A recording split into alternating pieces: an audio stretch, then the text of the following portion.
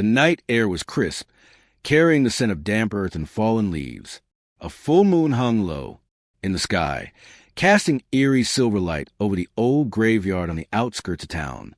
The place had always been the center of ghost stories, the kind that parents told their kids to keep them from wandering too far at night. But for Jake, Lena, Ryan, and Ashley, it was just another challenge. Come on, it's just a graveyard. What's the worst that could happen? Jake smirked, shoving his hands into the pockets of his hoodie. Lena rolled her eyes, shifting nervously on her feet. You say that now, but if we get caught trespassing, it's your fault. Ryan, the self-proclaimed ghost expert of the group, grinned. I heard the caretaker doesn't even check this place at night. Besides, people say it's haunted. Wouldn't it be cool to see if it's true? His voice held a thrill that the others didn't quite share. Ashley hugged herself. I don't know, guys. Sneaking into a graveyard at midnight, it feels wrong. Oh, come on, Ash. Jake nudged her with his elbow. It's just for fun. What, you scared? Ashley glared at him. I didn't say that. Then let's go. The four teenagers squeezed through the rusted bars of the cemetery gate, their feet crunching against dead leaves and gravel. The cemetery was old, one of the oldest in town. Cracked, tombstones jutted out of the earth at odd angles, their names and dates barely legible from. Years of erosion. Some graves had sunken into ground. The soil disturbed as if something had clawed its way out. The deeper they went, the more suffocating the air became. The scent of rotting wood and damp moss clung to their noses. The wind whistled through the bare branches of the ancient trees, creating a sound almost like whispers. Lena hugged her arms. I don't like this place. Jake scoffed. It's just an old cemetery. What's there to be afraid of? Ashley stopped suddenly. Her skin prickled with an unnatural chill. Did you hear that? Jake chuckled. Nice try. You're not scaring me. Ryan, however, had gone pale. No, I heard it too. A whisper. Soft, faint, calling a name. Lena's breath caught in her throat. She spun around, scanning the darkness. Who said that? No one answered. The wind howled, but underneath it, the whisper came again. Ryan stiffened. Okay, who's messing with us? His voice was tight, forced. Ashley's fingers dug into his arm. It's not funny. Stop. I swear it's not me. Jake raised his hands. I didn't say anything. Then they heard it again.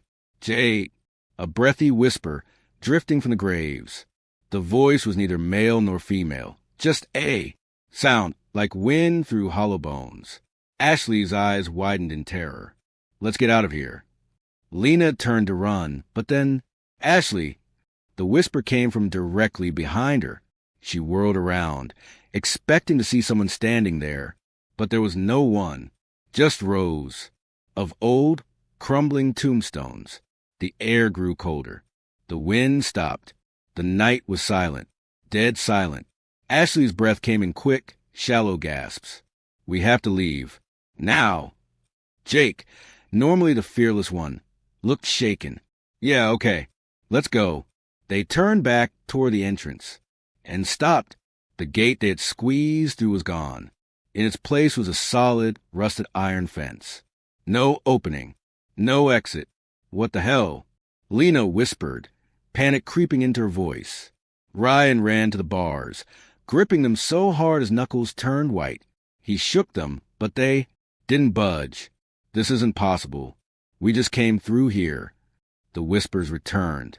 This time, they were all around them. Stay. Don't go. We've been waiting.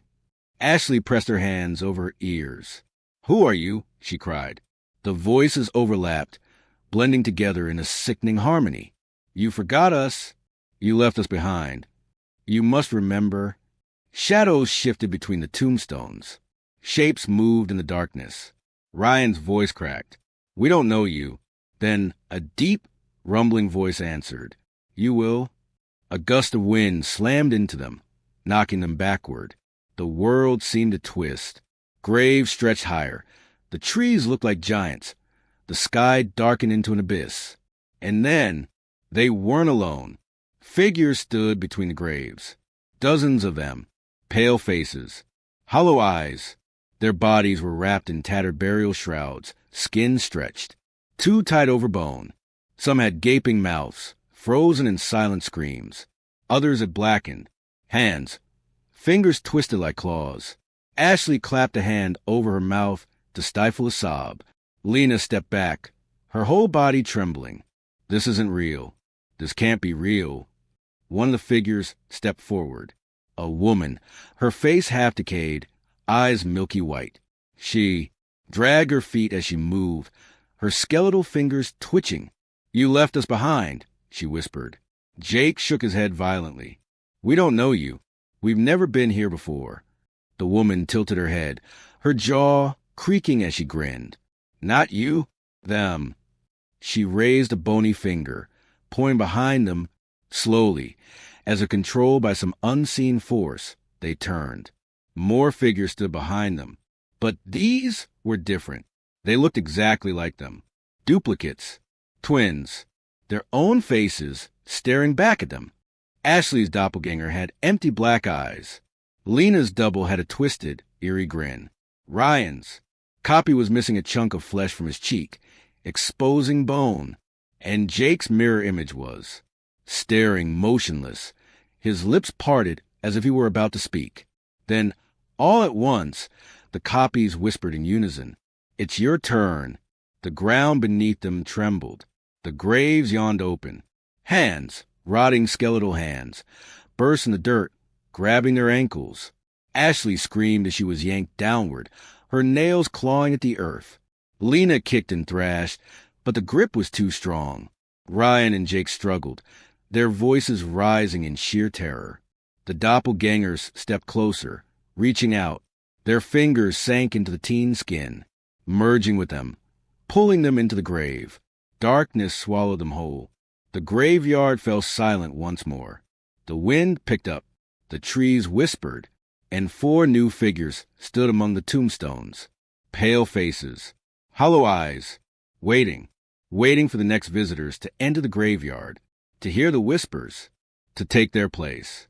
The ghostly copies of the 4 teenagers stood motionless, their hollow expressions eerily, mirroring their own. Their eyes, dull and lifeless, seemed to pierce right through them. Then, all at once, they spoke in a whispering chorus. "You left us here." Ashley's heart pounded violently against her ribs. "I don't understand," she choked out her voice barely above a whisper. The first ghostly figure, the woman with a decayed face, stepped forward. Her movements were slow, deliberate, as if the air around her resisted her existence. "Long ago," she rasped, her voice layered with sorrow, "we were just like you, young, alive. We came here on a dare, just as you did. And then," she paused, her milky eyes glancing at the darkened sky, "we were taken." Ryan's throat was dry. "Taken by what?" he asked, though deep down he wasn't sure he wanted the answer. A gust of wind swept through the cemetery, kicking up a cloud of dead leaves. The ground seemed to shudder beneath their feet. Then out of the darkness, something shifted. Between the graves, a shadow emerged.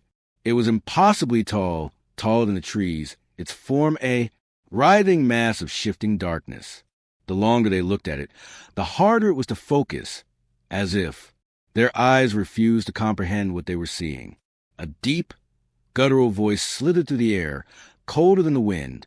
"I am the keeper of the forgotten, the lost, the abandoned." The weight of its presence pressed down on them, making it harder to breathe. The air around them grew thick, suffocating. Ashley gripped Lena's arm, her fingernails digging into her friend's skin. "We don't belong here," she gasped. The shadow laughed, a low, hollow sound that sent chills up their spines. "You came willingly. Now you will stay."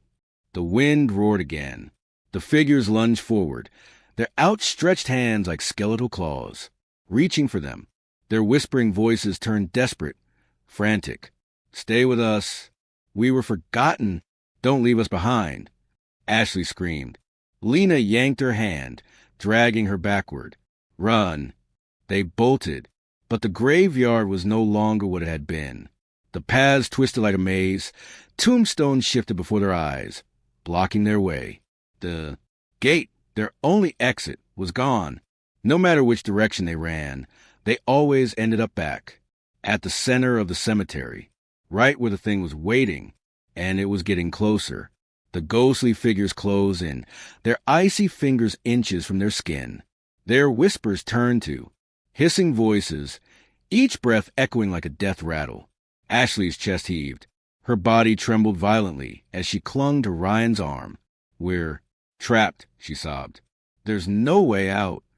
Jake's eyes darted around desperately, searching, hoping for anything. A break in the tombstones, a hidden passage, a glimmer of hope. And then he saw it, a grave, a freshly dug grave. The soil was dark, damp, and disturbed as if something had just been buried or was waiting to be buried. And on the tombstone, above it, their names: Ashley Carter, Lena Brooks, Jake Turner, Ryan Wells. A chill ran through his spine as he read the inscription below their names. Died on October 31st. Buried before they even knew they were dead. No. Ashley stumbled back, shaking her head violently. "This can't be real. We're not dead. We're not dead." Ryan's hands clenched into fists. His mind raced. There had to be a way out. There had to be. His eyes locked onto a jagged rock near the grave. His fingers closed around it, and without thinking, he lifted it high above his head and smashed it against the tombstone. Crack! The marble split in two. Instantly, the ground trembled. A piercing scream, louder than anything they had ever heard, ripped through the night. The ghosts wailed, their bodies convulsing as they shrieked in agony. The shadows recoiled, twisting violently as if in pain. The air itself seemed to bend and warp. Around them, the wind howled, stronger than before. The trees groaned, the earth beneath them splitting, open. Then everything went black. The next thing they knew, they were standing outside the cemetery. The rusted gate was wide open. The full moon still hung in the sky. The night was still, silent. No whispers, no figures, no shadows. Just an empty graveyard, looking as ordinary as ever. The four of them gasped for air, their bodies trembling from exhaustion and fear. Ryan turned to the others. His voice was barely a whisper. "Did that just happen?" No one answered. Instead, they ran as fast as they could, away from that place, away from the horrors they had witnessed. And they never spoke about that night again. But sometimes, when they walked past the old graveyard, they swore they could still hear it. A whisper, calling their names, waiting. Lily Parker had always loved dolls.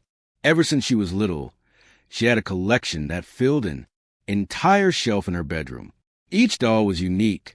Some had button eyes, others had soft, fabric bodies, and a few were made of porcelain.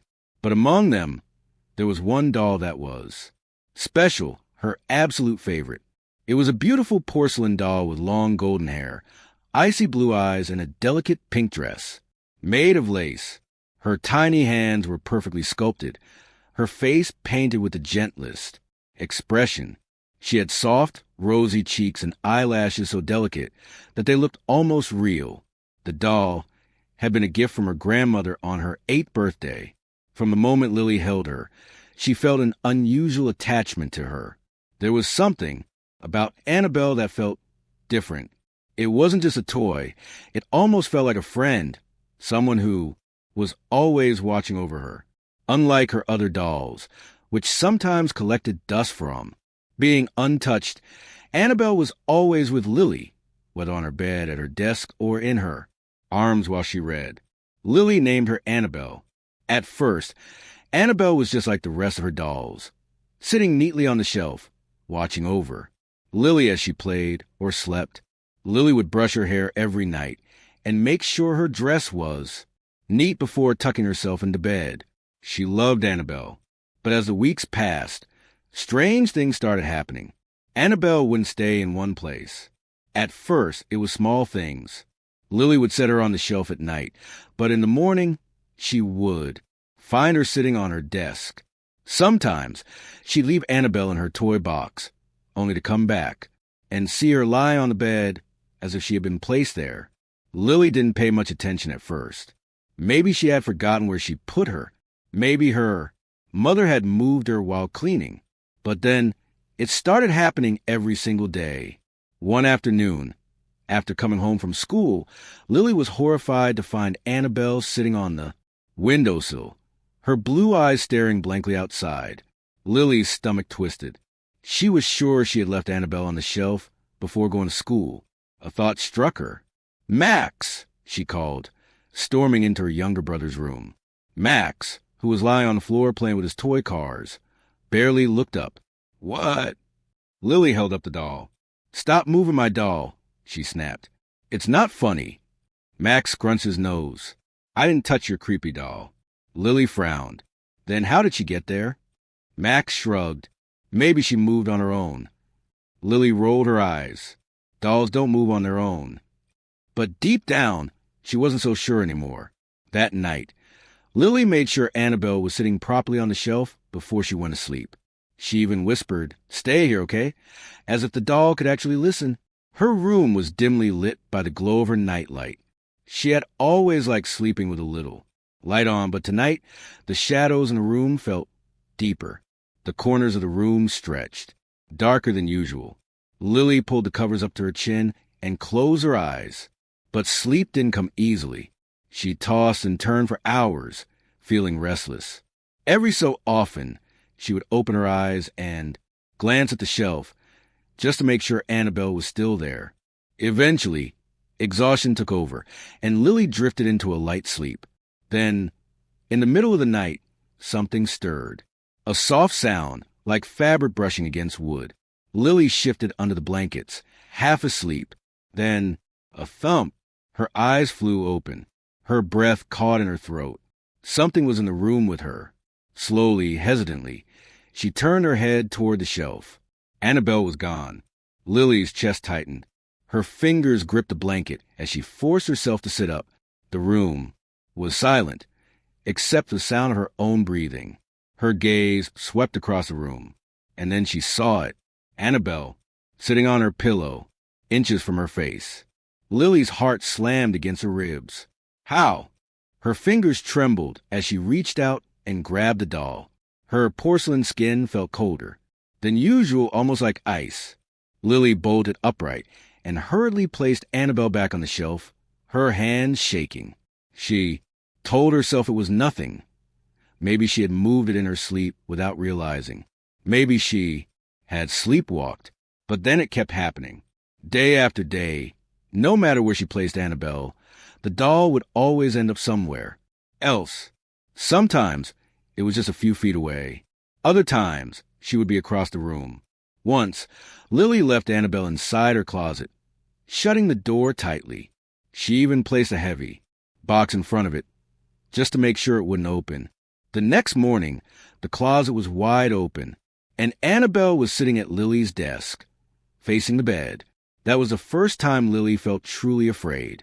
One evening, as Lily was brushing her hair in front of the mirror, she swore she saw something move in the reflection. It was just a flicker, a small shift of light in the background. She froze. Her eyes darted toward the shelf. Annabelle was still there, sitting perfectly still. Lily's throat was dry. She turned around slowly, scanning the room. Nothing. She exhaled shakily. "I'm just imagining things," she whispered to herself. But that night, she had trouble sleeping. The room felt colder than usual. The air was heavy, almost like something was watching her. Every small creak of the house made her heart race. The rustling of the trees outside sounded like whispering voices. Then, a whisper, soft, almost too quiet to hear. "Lily?" Lily's eyes snapped open. Her stomach turned to ice. Had she imagined it, or had someone really whispered her name? Slowly, she turned her head toward the shelf. Annabelle was gone. A shuffling sound came from the floor. Lily's pulse pounded in her ears. Her breath came in shallow gasps as she reached for her. Phone. Her fingers fumbling to turn on the flashlight. The light flickered on. And there in the beam, Annabelle, sitting on the carpet, facing her. Her cold blue eyes seemed to glisten in the dim light. Her porcelain lips slightly parted as if she was about to speak. Lily screamed. Her parents rushed in moments later, switching on the lights.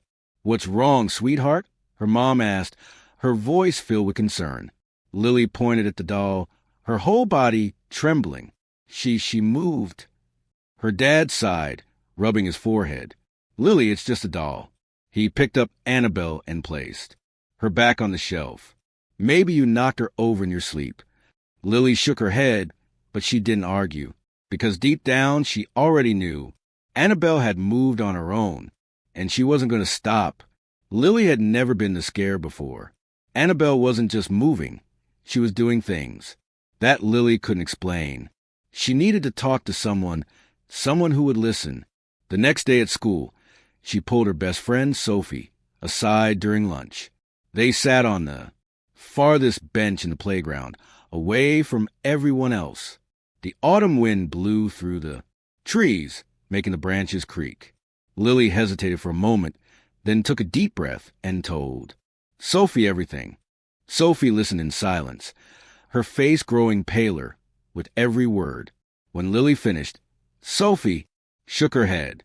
"Lily, that's not normal," she whispered. What if the doll is haunted?" Lily forced out a laugh, but it sounded weak. "That's ridiculous. She's just a doll." Sophie didn't laugh. "Dolls don't move on their own." Lily's stomach twisted. She wanted to believe it was all in her head, that maybe her brother was playing tricks on her. But deep down, she knew the truth. Sophie leaned in closer, lowering her voice.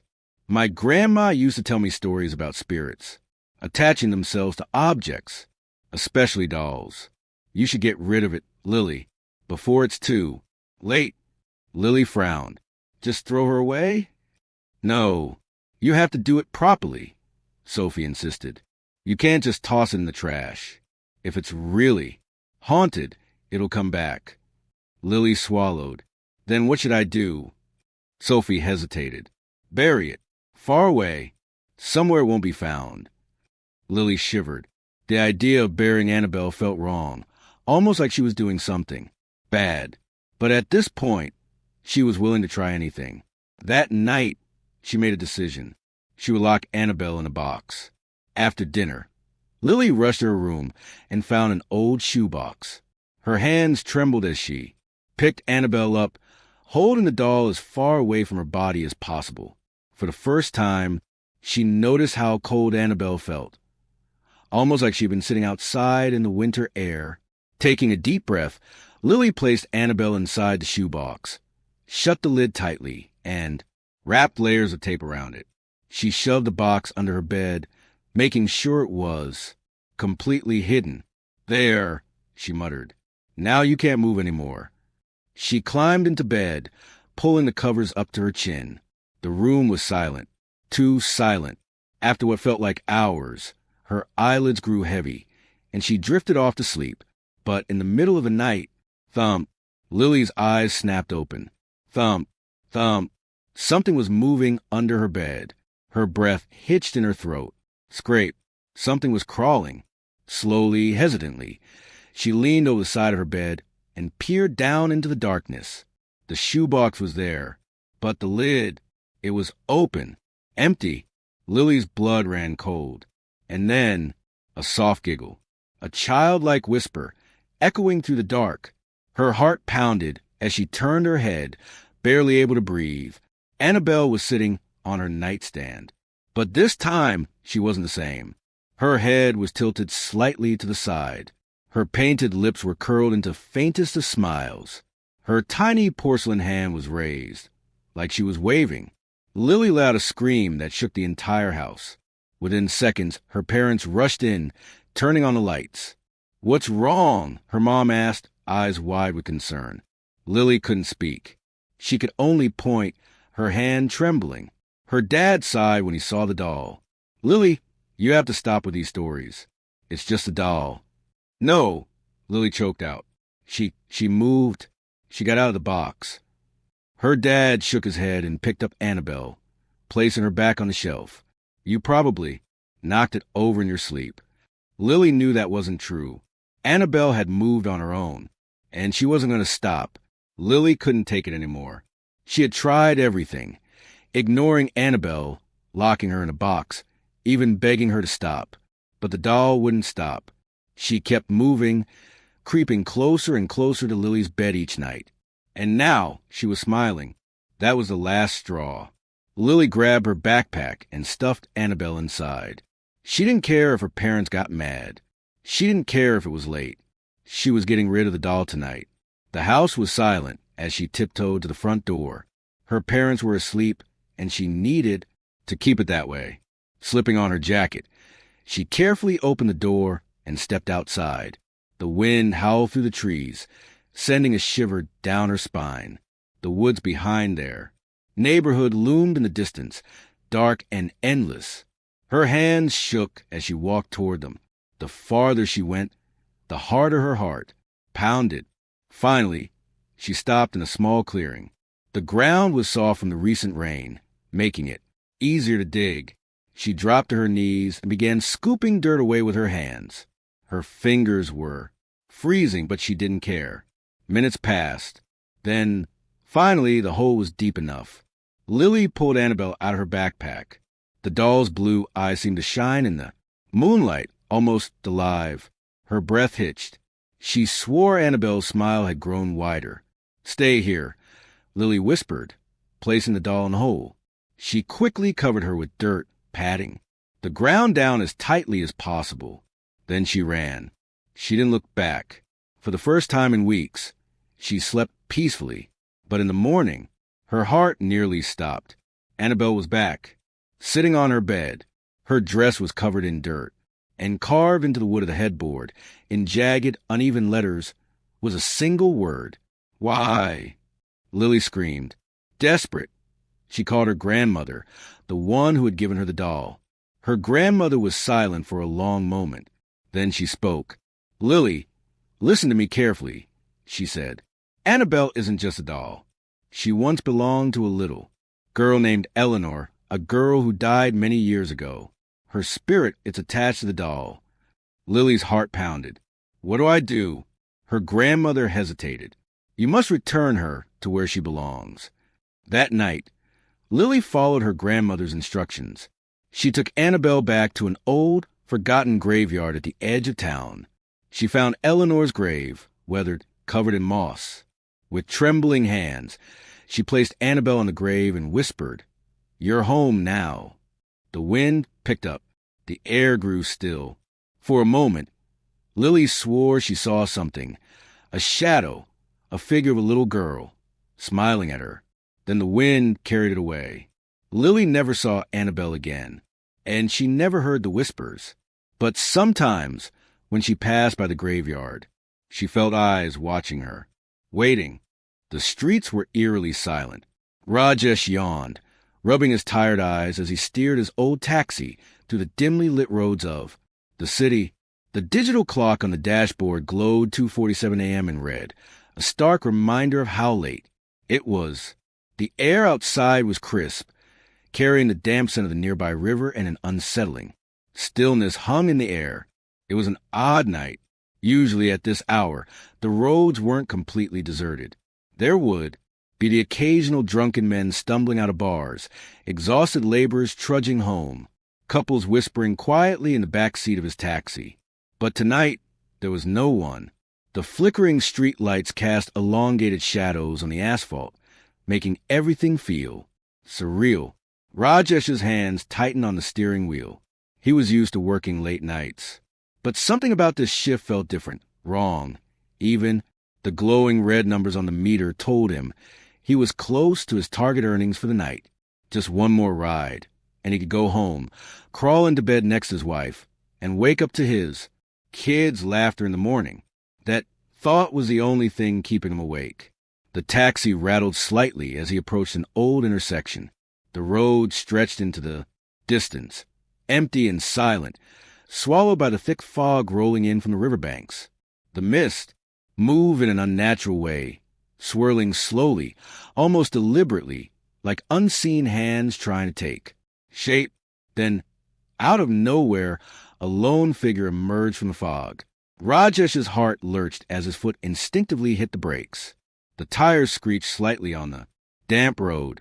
The man stood perfectly still under the flickering yellow glow of a street lamp. He was dressed in an old-fashioned white kurta and loose pajama pants, the kind Rajesh had seen his grandfather wear in old photographs. His clothes were spotless, but there was something strangely dated about them. His face was obscured by shadows, but from what Rajesh could see, his features were sharp, his posture unnaturally stiff, like he didn't quite belong in this world. Rajesh hesitated. He had picked up all sorts of passengers before, some weird, some unsettling, but none had ever made his stomach twist in this way. There was something off about this man. He should drive away. He wanted to drive away, but he needed the fare. Rajesh took a deep breath, forcing a casual tone as he rolled down the window slightly. Need a ride, Saab. The man turned his head toward Rajesh in a slow, deliberate motion. His eyes, dark, sunken, empty, locked onto Rajesh's. A long silence. Then, in a soft voice, almost a whisper, he spoke. Take me to the cemetery. Rajesh's fingers instinctively gripped the steering wheel tighter. The cemetery? At this hour? He forced a nervous chuckle, hoping to mask a growing unease in his chest. The cemetery? What are you doing there so late, Saab? The man didn't answer. He reached for the back door and slipped inside. The air in the taxi changed instantly. A sudden, inexplicable coldness settled in the car, unnatural for a summer night. Rajesh shivered despite himself. He glanced at the rearview mirror. The passenger sat stiffly in the middle of the back seat, his hands resting neatly on his lap. His posture was too straight, too rigid, like someone trying too hard to appear normal. Rajesh swallowed, trying to ignore the way his skin prickled. Maybe he's just a strange guy. Maybe he was visiting a loved one's grave. That happened sometimes, didn't it? Still, something felt wrong. He cleared his throat, forcing himself to sound casual. Saab, do you live near the cemetery? Silence. Rajesh checked the mirror again. The man was still staring straight ahead, unmoving, unblinking. A cold sweat formed on the back of Rajesh's neck. He turned his attention back to the road, forcing himself to focus on driving. The fog thickened around them, swirling like ghostly tendrils, wrapping around the car as if trying to pull it into the night. The further they drove, the darker the roads became. Streetlights were scarce, and those that remained flickered weakly, barely piercing the dense mist. It felt like they were leaving the city behind, entering a different world, one where time moved differently, where shadows watched in silence. Rajesh's heartbeat quickened. His fingers trembled against the steering wheel. He had been driving this route for years. He knew these roads like the back of his hand. But tonight, they felt different. Something was not right. The taxi rattled as it turned onto the narrow dirt road leading to the cemetery. The iron gates loomed ahead, tall and rusted, their jagged edges reaching toward the night sky, like skeletal fingers. Beyond them, the graveyard stretched into the darkness, a sea of crumbling headstones and forgotten memories. Rajesh's stomach twisted into knots. He hated this place. The wind howled through the trees, whispering secrets he didn't want to hear. The mist had thickened into an almost solid wall, pressing against the taxi like something alive. The headlights flickered, barely illuminating the road ahead. Rajesh swallowed hard. Just drop him off and leave. He cleared his throat, forcing himself to speak. Saab, we're here. No response. Rajesh's fingers tightened around the steering wheel. A growing sense of dread curled in his gut. He turned around. The back seat was empty, his breath caught in his throat. No.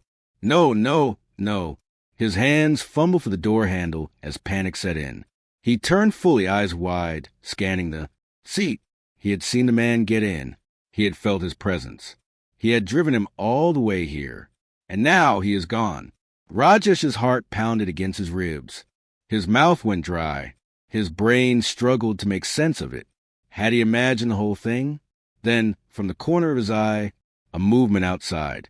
A shadow drifted past the gates. Rajesh's stomach dropped. His hands trembled as he grabbed his phone, switching on the flashlight. The pale beam cut through the fog, landing on the nearest gravestone. It was cracked, worn with time, but the name on it. Rajesh's body went cold. The name on the grave was the same name the passenger had given him. His breath hitched. His pulse thundered in his ears. Then, as if carried by the wind, a voice whispered through the trees. "Thank you for the ride." Rajesh's entire body froze. His throat clenched and his hands turned ice cold. His eyes darted wildly around the cemetery. His breathing uneven. He had to get out of here. Rajesh fumbled with the keys, trying to start the engine. The old taxi sputtered, refused to start. And then, in the rear-view mirror, a pair of dark, hollow eyes stared back at him. Rajesh's scream tore through the night. Rajesh's breath came in short, ragged gasps. His entire body felt frozen, as if the very air around him had turned into ice. His heart hammered violently against his ribs, each beat drumming the same terrifying thought into his head. This is not possible. He stared at the gravestone, his hands trembling as he brought the flashlight closer. The name carved into the stone was the same name the man had given him. But what made his stomach lurch was the date. The man had died 20 years ago. His knees nearly buckled. He took an unsteady step backward, the fog swirling around him, thick and suffocating. The night air was eerily silent, yet a strange presence lingered, pressing against his skin like unseen eyes watching from every direction. Then from the depths of the mist, a whisper floated through the air, soft, almost gentle, but chilling in its familiarity. "Thank you for the ride." Rajesh's breath hitched in his throat, his fingers numbed. His body screamed for him to run, but fear had him rooted to the ground. And then he felt it, a sudden bone-deep chill, an unnatural cold creeping over his shoulders, slithering down his spine. His instincts screamed. Something was behind him. Summoning every ounce of courage he had left, Rajesh turned. Nothing, but the mist shifted, swirling unnaturally, as if something unseen had just moved. Panic took over. He stumbled back toward the taxi, his hands shaking as he fumbled with the door handle. The metal was ice cold beneath his touch. He yanked the door open and threw himself inside, slamming it shut behind him. His chest heaved as he jammed the key into the ignition, his hands trembling so badly he could barely turn it. The old taxi sputtered, groaning in protest. Come on! Come on!" The engine coughed, refused, then finally roared to life. Rajesh gripped the wheel, slamming his foot on the accelerator. The tires screeched against the gravel, kicking up dust as he sped away from the cemetery. His breath was erratic, his heart still hammering. But relief started to trickle in. He was safe. He was getting out of here. But then, the road stretched endlessly ahead of him. He knew this road. He had driven it countless times. Yet, something was wrong. The surroundings seemed unfamiliar, distorted. The fog pressed against the windows like unseen hands, growing thicker, denser, as if trying to pull him back. And then, a prickle of cold dread crawled up his neck. Something made him glance at the rear-view mirror. And that's when he saw it, his breath caught in his throat. A face, sitting in the back seat, exactly where he had been before, unmoving, expressionless, hollow, dark eyes staring straight at him through the mirror. Rajesh's scream tore through the night. His hands jerked the wheel. The car skidded wildly, tires screeching against the gravel. His vision blurred with panic as he swerved. And then, darkness, a distant voice, muffled, blurred, familiar. Rajesh's head throbbed, a deep, pounding ache that felt like someone was hammering inside. His skull, his body was heavy, each limb sluggish and weak. He forced his eyes open. The harsh morning light stabbed through his vision, making him wince. The sterile white of a hospital ceiling swam above him. The sharp scent of antiseptic filled his nose. His breath came in slow, Shallow gasps. His entire body ached, his muscles stiff, as if he had been frozen in fear for hours. "Bia, you're awake." A voice. His younger brother, Arun. Relief was evident in his tone. His wife stood beside him, worry etched into every line on her face. Rajesh blinked, his throat dry and scratchy. He tried to sit up, but his body protested, every muscle screaming in pain. What happened?" His voice was hoarse, barely above a whisper. Arun exhaled shakily. "You were found unconscious on the cemetery road. Your taxi crashed into a tree." The cemetery. Rajesh's breath hitched. The memories rushed back like a flood. The strange passenger. The fog. The gravestone. The face in the mirror. His fingers curled into the bedsheet, his knuckles turning white. He forced himself to ask the question that had been clawing at his mind. Did anyone find a man in my taxi?" Arun frowned, his expression turning confused. "Bia." There was no one in the taxi. "Just you." Rajesh felt the blood drain from his face. His stomach lurched. No, that wasn't possible. He had seen him. He had spoken to him. He had felt his presence. His breath grew unsteady, his chest tightening. His hands shook as he grabbed Arun's arm. Check my rearview mirror." Arun gave him a puzzled look, but nodded. "Okay, I'll ask someone to check." Minutes passed in tense silence. The room felt colder, suffocating. A strange heaviness settled in Rajesh's chest. Then the nurse entered, holding something in her hands. A shattered piece of glass. The rear-view mirror. Rajesh's breath caught. Something was carved into the surface. Deep, jagged. "See you again." A chill ran down his spine. His fingers went numb. And then, for just a second, he saw the reflection. The hollow, dark eyes staring back at him, unblinking, waiting. And then the reflection smiled. No one in the neighborhood ever talked about the house at the end of Blackwood Street. It had been empty for nearly 3 decades, its windows covered in dust, the paint peeling off its once white walls, and the front yard overgrown with wild grass. Some claimed they had seen shadows moving inside at night. Others swore they had heard whispers when they walked past it, but no one dared to go near it. That was until the Carter family moved in. Daniel and Sarah Carter had been looking for a house within their budget, and when they stumbled upon the listing for the Blackwood Street property, they couldn't believe their luck. A large Victorian house with a spacious yard, offered at a price much lower than anything else in the city. It seemed like a dream come true. The real estate agent hesitated when they inquired about it, mumbling something about the house being difficult to sell. But when they insisted, he finally agreed to a showing. The moment they stepped inside, Sarah felt an odd chill run down her spine. The air was heavy, carrying a strange dampness that shouldn't have been there in a house that had been locked up for years. Dust floated in the dim light, seeping to the old curtains, and the wooden floor creaked under their footsteps. But none of that mattered to Daniel. He was too focused on the potential. A little cleaning, a fresh coat of paint, and this place will be perfect, he had said, squeezing Sarah's hand. Their 8-year-old son, Michael, wasn't as thrilled.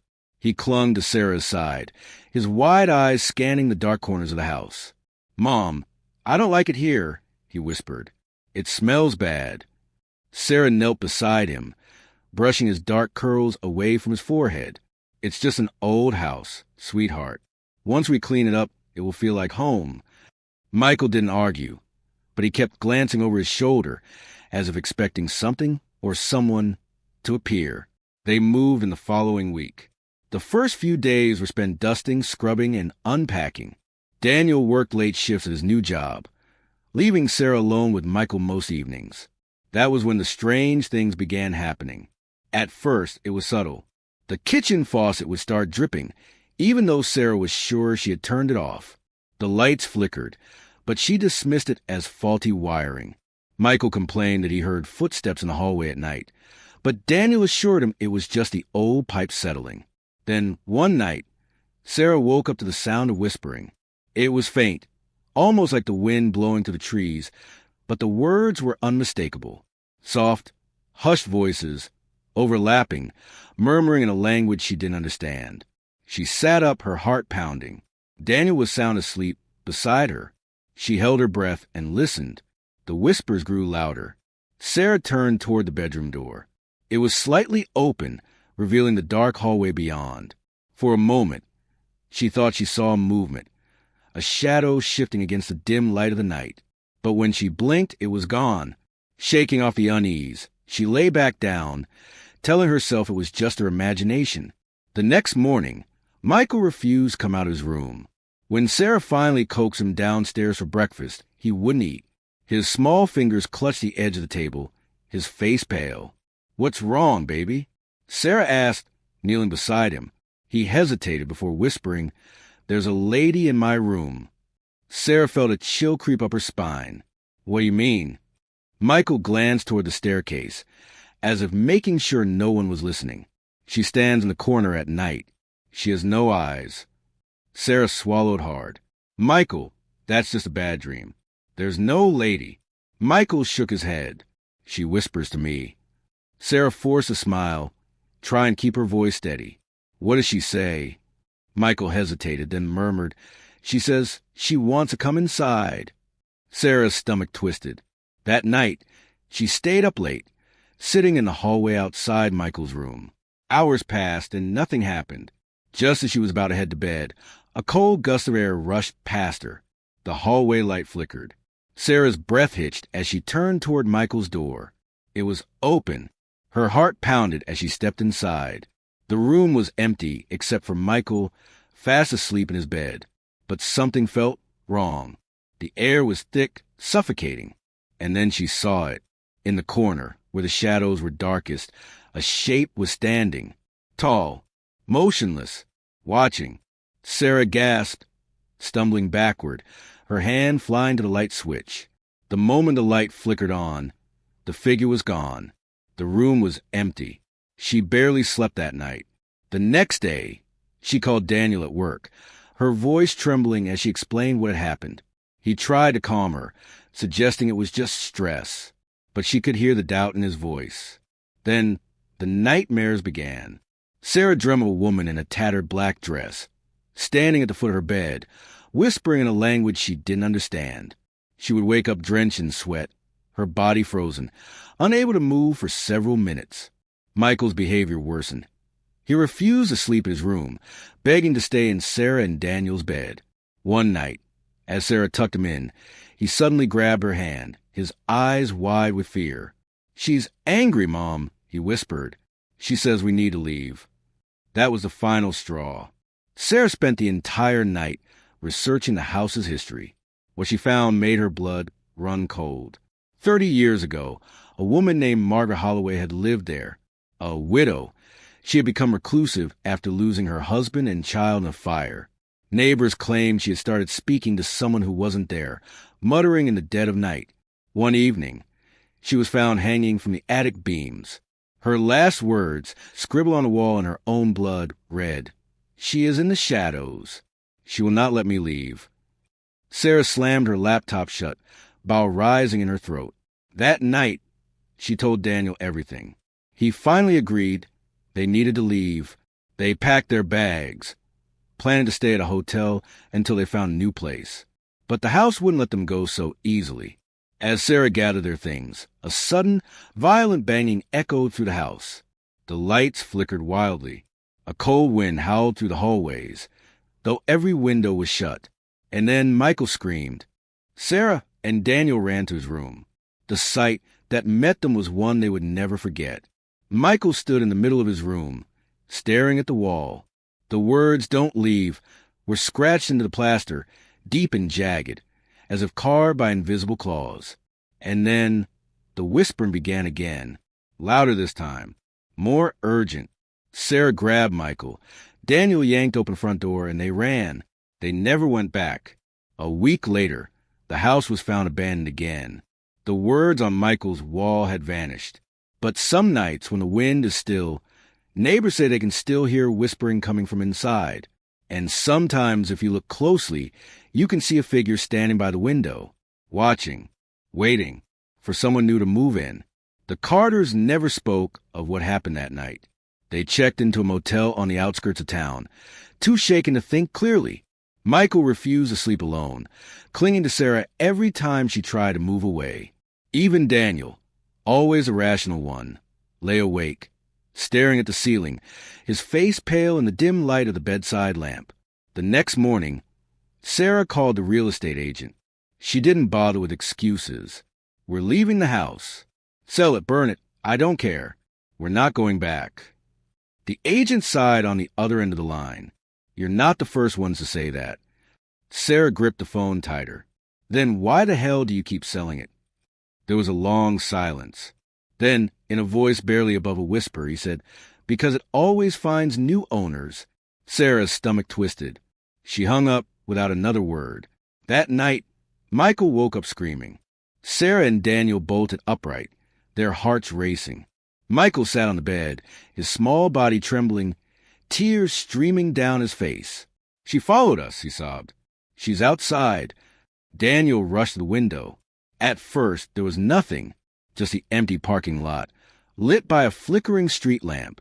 But then a movement, a figure barely visible in the darkness, a woman in a tattered black dress. She stood motionless, her face obscured by shadows.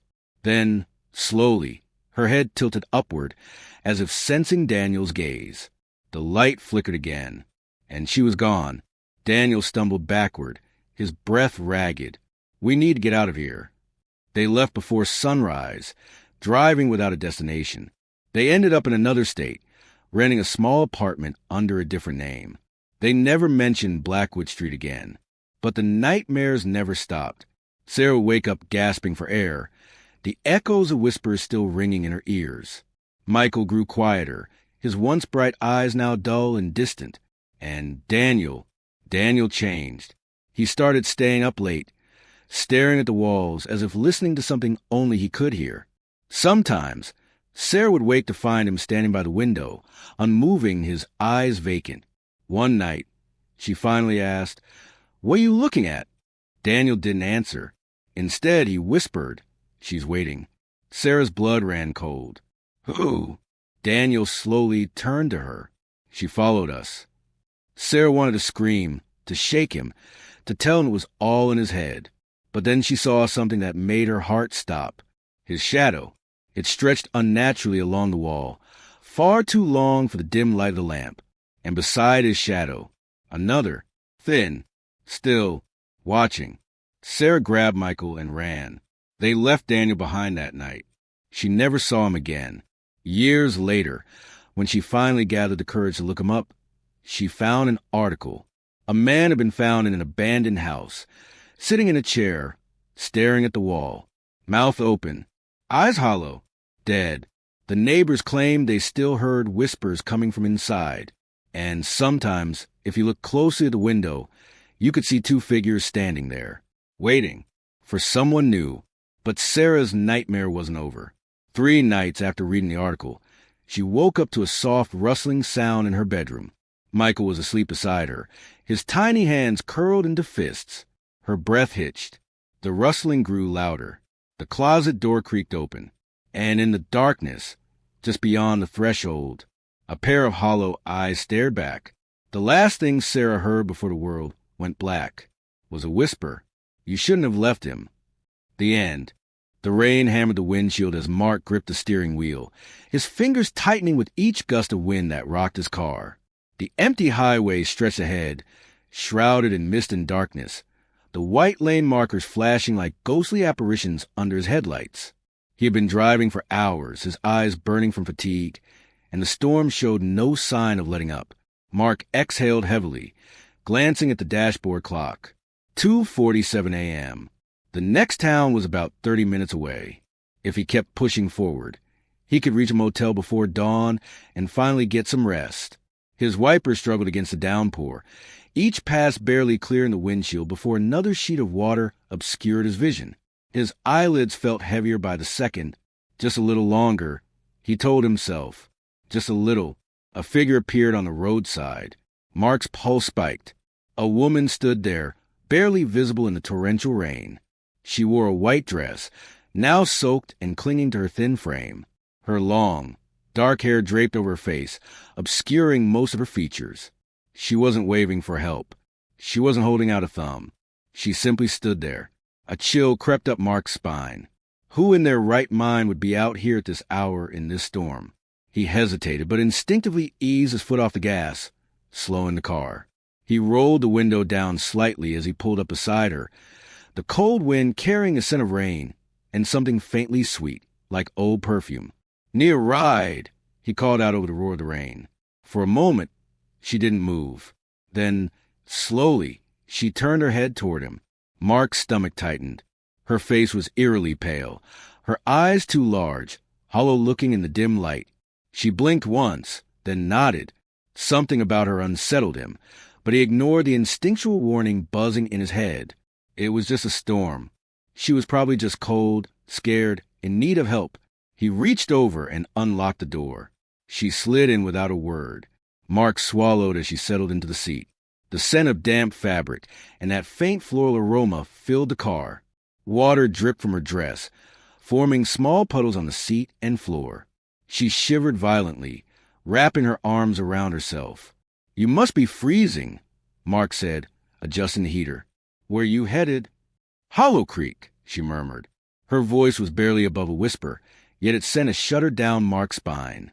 He frowned. Hollow Creek? That was odd. The town had been dying for years, most of its buildings abandoned. It was the kind of place people left, not returned to. Still, he nodded and pulled back onto the road. The car's tires splashed through puddles as they drove in silence. Occasionally, he glanced at her. She sat stiffly, her gaze locked forward. Her hands trembled in her lap. He cleared his throat, trying to break the eerie quiet. "Rough night." She turned then, too slowly. Her dark eyes met his, and for a second, Mark felt like his breath had been sucked from his lungs. There was something wrong with them, like looking into a deep, endless pit. "I just want to go home." Mark's fingers tightened around the steering wheel.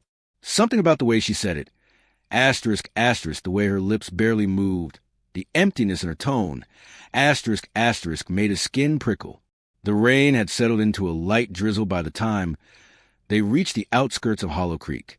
The mist thickened, curling between the skeletal trees and crumbling houses. The streetlights flickered weakly, their glow barely reaching through the dense fog. Mark swallowed. The place felt dead. "Where exactly do you live?" he asked, scanning the dimly lit street. She lifted a pale hand and pointed. Mark followed her gesture to an old Victorian house at the end of the road. His stomach dropped. The place was in ruins. The windows were black, hollow, the front porch sagging under years of neglect. Weeds had overtaken the yard, pushing up through cracks in the broken pavement. The house looked abandoned. "Are you sure?" The seat beside him was empty. Mark's breath caught in his throat. He hadn't heard the door open, hadn't felt the car shift. And yet, she was gone. His hands went clammy as he turned toward the house. A shadow moved in the upstairs window. Mark's stomach twisted. A flash of lightning split the sky. And in that brief moment of brightness, he saw her, standing in the upstairs window, watching him. Mark's pulse slammed against his ribs. His hands fumbled for the gear shift, yanking it into reverse. The tires screeched against the wet pavement as he sped backward. The house vanished into the mist, but the suffocating feeling of being watched didn't leave. He didn't stop until he reached a gas station on the edge of town. The fluorescent lights inside flickered weakly, casting harsh shadows over the empty aisles. Mark stumbled through the door, his heart still hammering in his chest. The old clerk behind the counter barely looked up. "You look like you've seen a ghost." Mark swallowed, his throat dry. "I think I did." The clerk's expression darkened. "You picked up a hitchhiker, didn't you?" Mark's skin turned cold. "How did you know?" The old man exhaled, rubbing his temple. "Because you're not the first." Mark's breath hitched. "What do you mean?" The clerk's gaze was heavy. "She's been dead for 20 years. Drowned on her way home from prom. They found her car at the bottom of Hollow Creek Lake. But people still see her, always looking for a ride, always trying to get home." A shiver crawled up Mark's spine. Slowly, he turned toward his car, dreading what he might find. The passenger seat was empty. The door was closed. But there, on the outside of the passenger window, a single wet handprint, a whisper drifted through the air, so faint he could almost convince himself he imagined it. "I'll always find my way back." Mark barely breathed as his foot pressed the accelerator harder. The car roared forward, tearing through the silent night. The road stretched endlessly before him, the highway lights flickering, casting long shadows that seemed to twist and stretch unnaturally. Beside him, she sat eerily still. Her dress, once soaked through with rainwater, was now pristine, as if time had reversed itself. Her hands rested lightly in her lap, delicate and unmoving. She didn't fidget. She didn't blink. She simply stared straight ahead, her hollow eyes reflecting the distant glow of the headlights. Mark swallowed hard, his grip tightening on the wheel. He had seen her vanish once before, had felt the weight of her absence in the seat beside him. But now she was here again, and this time he was determined. "Hollow Creek?" he asked, his voice barely above a whisper.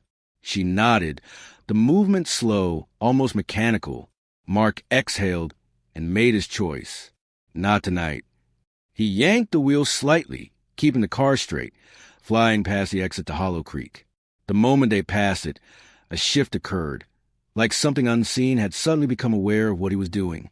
The temperature inside the car plummeted. A thick, suffocating cold filled the air, seeping into his bones. The windshield fogged over in an instant, his breath visible in the icy interior. The radio crackled violently, static screaming to the speakers, distorting into an unnatural, garbled whisper. "Turn back!" Mark flinched. The voice wasn't his. It wasn't hers. It came from everywhere and nowhere at once. The girl in the passenger seat stiffened, her hands curling slightly into fists. Her breath hitched, a barely audible gasp slipping from her lips. The pressure around them thickened, the air growing heavier, like the weight of unseen hands pressing against the car, dragging it down. The headlights dimmed, flickering like a dying candle. Mark clenched his jaw and pressed the gas harder. The road ahead stretched endlessly, impossibly long. His stomach twisted. Was he even making progress? It felt like he was driving in place, like Hollow Creek was trying to keep them from leaving. Then, a whisper. "You can't save me." Mark turned his head slightly. She was fading. Her form grew translucent, a shifting mist of half-existence. Her fingers trembled, reaching for something unseen. "No," he said firmly, heart pounding. "You don't have to go back." The car shook violently, as if something had grabbed it from behind, yanking it backward. The tires screeched against the asphalt. The headlights flickered once, twice, then cut out completely. Darkness. Total.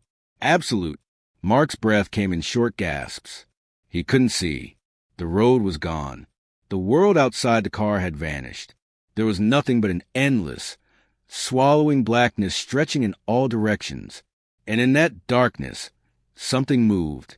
A shape, a shadow. It loomed just beyond the windshield, shifting, stretching unnaturally tall. Its form was amorphous, twisting in ways that hurt to look at. Its fingers, long, impossibly thin, dragged across the hood of the car, leaving behind deep, jagged scratches. Mark's pulse pounded in his ears. The radio crackled again, a broken, guttural voice rising through the static. "She belongs here." The girl shuddered. Her form flickered, fighting against whatever force was pulling her back. Her lips parted, and for the first time, her voice was more than a whisper. "Drive," she pleaded. Mark didn't hesitate. He slammed his foot against the gas pedal. The engine screamed. The tires skidded. The car lurched forward, tearing through the darkness. The shadow behind them howled. A sound that wasn't human, that wasn't meant for human ears. The headlights burst back to life. Suddenly, there was road again. Trees. Sky. The world had returned. The highway stretched before them, leading into the next town. The unnatural cold faded, replaced by the soft, humid air of an ordinary summer night. Mark swallowed hard, glancing to his right. The passenger seat was empty. No water, no scent, No trace that anyone had ever been there. But then, something caught his eye in the side mirror. His breath hitched.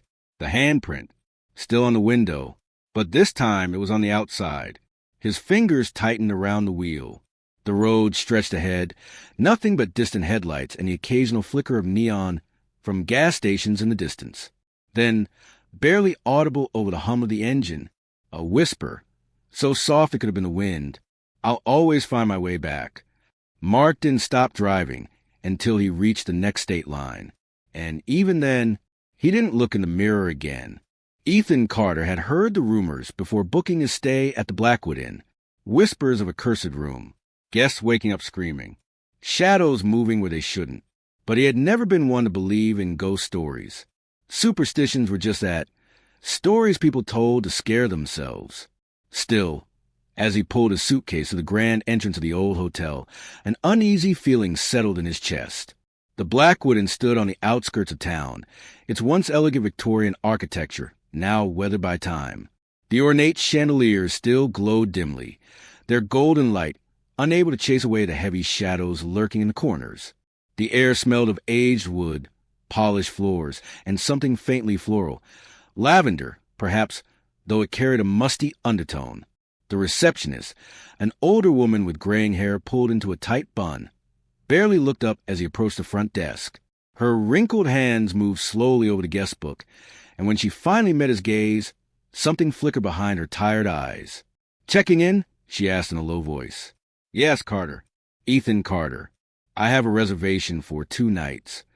The woman's eyes darted to the register, then back to him. She hesitated for a moment before reaching for a brass key hanging from a row of hooks behind her. Ethan noted that most of the keys were gone, likely indicating a full house, but the one she took down was near the end, room 306. A frown creased her face. "Are you sure you want this room?" Ethan raised an eyebrow. "Why wouldn't I?" She exhaled through her nose, shaking her head slightly. "No reason. Just, if you hear anything strange, try not to pay it any mind." A cold knot tightened in Ethan's stomach. "Strange like what?" The woman pursed her lips. "The walls here are old. They creak at night." Something in the way she said it, too rehearsed, too dismissive, made his skin prickle. But he forced a chuckle and took the key. "I'll keep that in mind." The elevator creaked as it carried him up to the 3rd floor, the dim yellow lights flickering slightly. The doors groaned open, revealing a long hallway lined with dark wooden doors.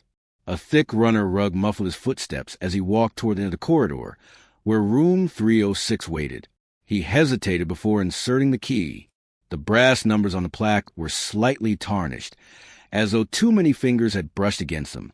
A shiver ran down his spine, but he shook it off and pushed the door open. Inside, the room was unremarkable. A queen-size bed with crisp white sheets, a wooden desk with an old-fashioned lamp, a small TV perched on a dresser. Across from the bed, an ornate mirror in an antique frame hung on the wall.